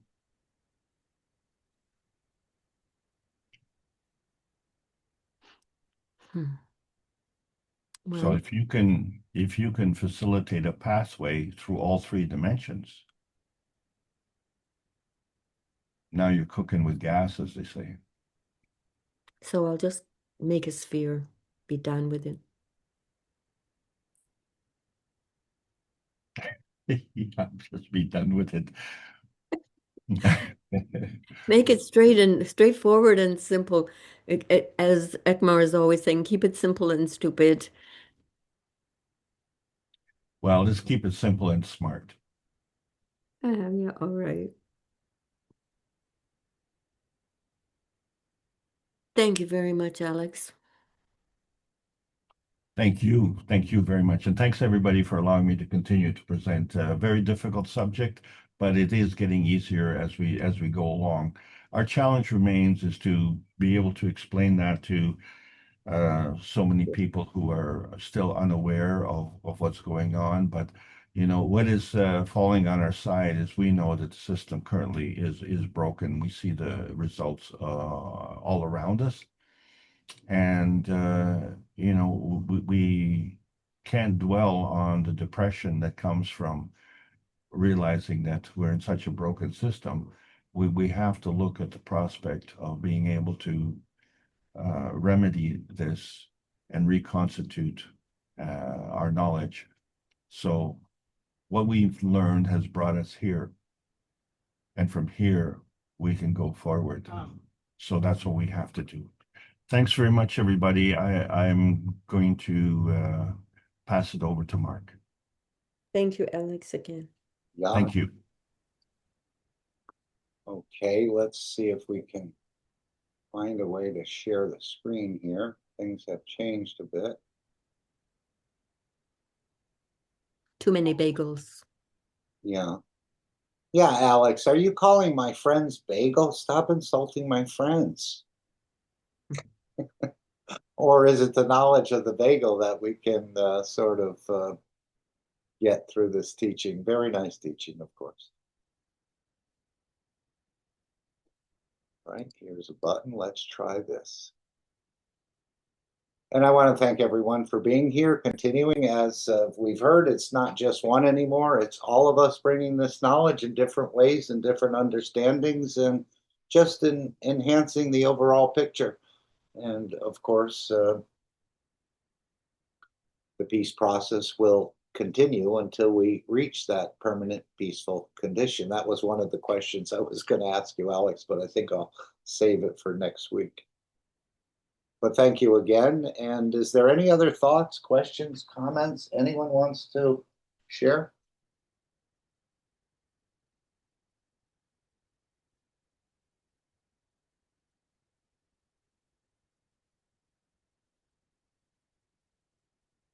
And I'm just looking for the picture of the three wise men and the gifts that they wore for us, the thinking, speaking, and of course, acting good.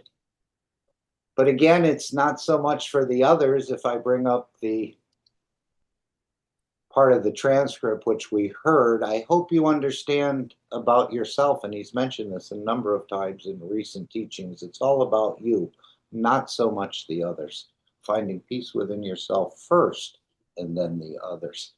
So again, we're just understanding, and you're the one that has to, in a way, trigger your system. And perhaps it's a little bit different with each one of us. So that's why your understanding yourself is important. Just thought I'd share that. Let's go back to the background. Thank you all again for coming in. And again, I don't know, Alex, is this knowledge going to wrap up in the next couple of weeks? Will we get to the position we're looking for in the next couple of months? Or it could, I guess, but it does seem to me this is a longer term sort of project, but in the process of acceleration, let's say, to reaching Well, that. let's put it this way, Mark. Yes. I went, let's say I went through high school and I went through grade 13. So that's 13 grades. That took 13 years. And what I learned in 13 years was less than what I talked about today. So imagine if we have another 13 years, where will we be? And is there nothing else to talk about? I don't think so. I think there's a lot to talk about. Exactly. Continue to play the game of peace and enlightenment. This is where all the technology will be delivered. Again, it's just a cover for what is coming forward. And continue to elevate those who at the research center, spin-offs and so on, because it may not be just as easy as it sounds. So there's still a lot of things to jump over and hurdles, but this is it's such an amazing process. We're starting to see how it's sort of all interconnected and plugging into one another, plugging into each other, these technologies, the coin, the game, the cosmic ray balls, the Mark Ray Corporation, other Mark Ray corporations in Shanghai and so on, Europe. So all of these things, we're starting to get a glimpse of what we're building. And again, we're just adding another brick in the wall today of this new plasma city. Thank you all again.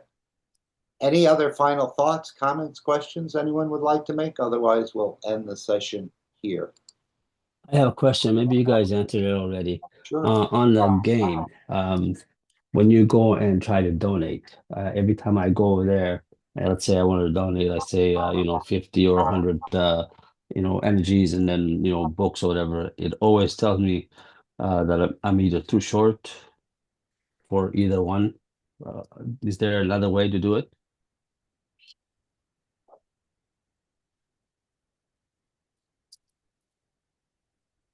No, as Mosek said, some of the links and things are broken. Not all the time, though. This is curious how it seems to go in and out. And one of the times I gave to I guess it was the beacon. It said that the fetch was not completed, or the fetch was abandoned, or something like this. So again, there's a lot of things, and one of the main things was that the AI. In a way, tried to help apparently, or didn't follow certain commands. And so we have some interference internally, and that's being worked out now. But just give it time, as Mr. Keshe said, 12 to 24 months to smooth the game out. Cool. That's all. Yep. Yeah. Thank No, you. and maybe that's, you go and you give to the beacon and you think you're going to receive some plasmas or some resources. Maybe that's a way of sort of getting into this unconditional giving.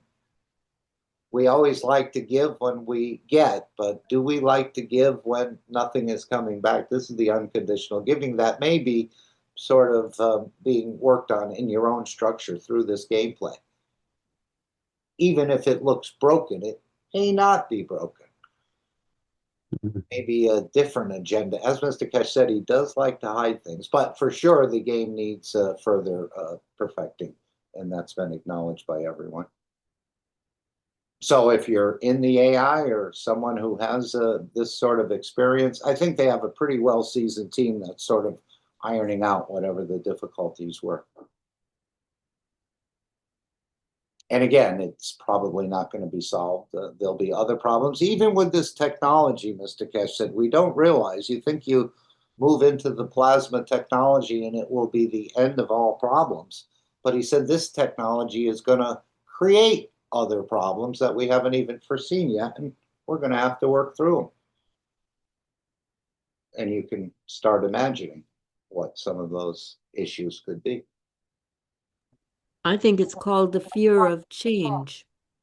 You don't know exactly how it's going to look. Mm-hmm. Right, and no one likes to get their toes stepped on, do they?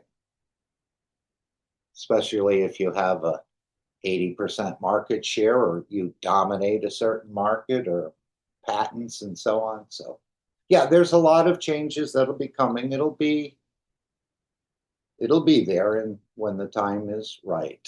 But we should start seeing some of these spin-offs and things are projected over the next period of time. But we'll have to see how things go, how the government's accepted, how the scientific community comes on board, and the space agencies and so on. But they're all aware of what is being, in a way, promoted here or explained.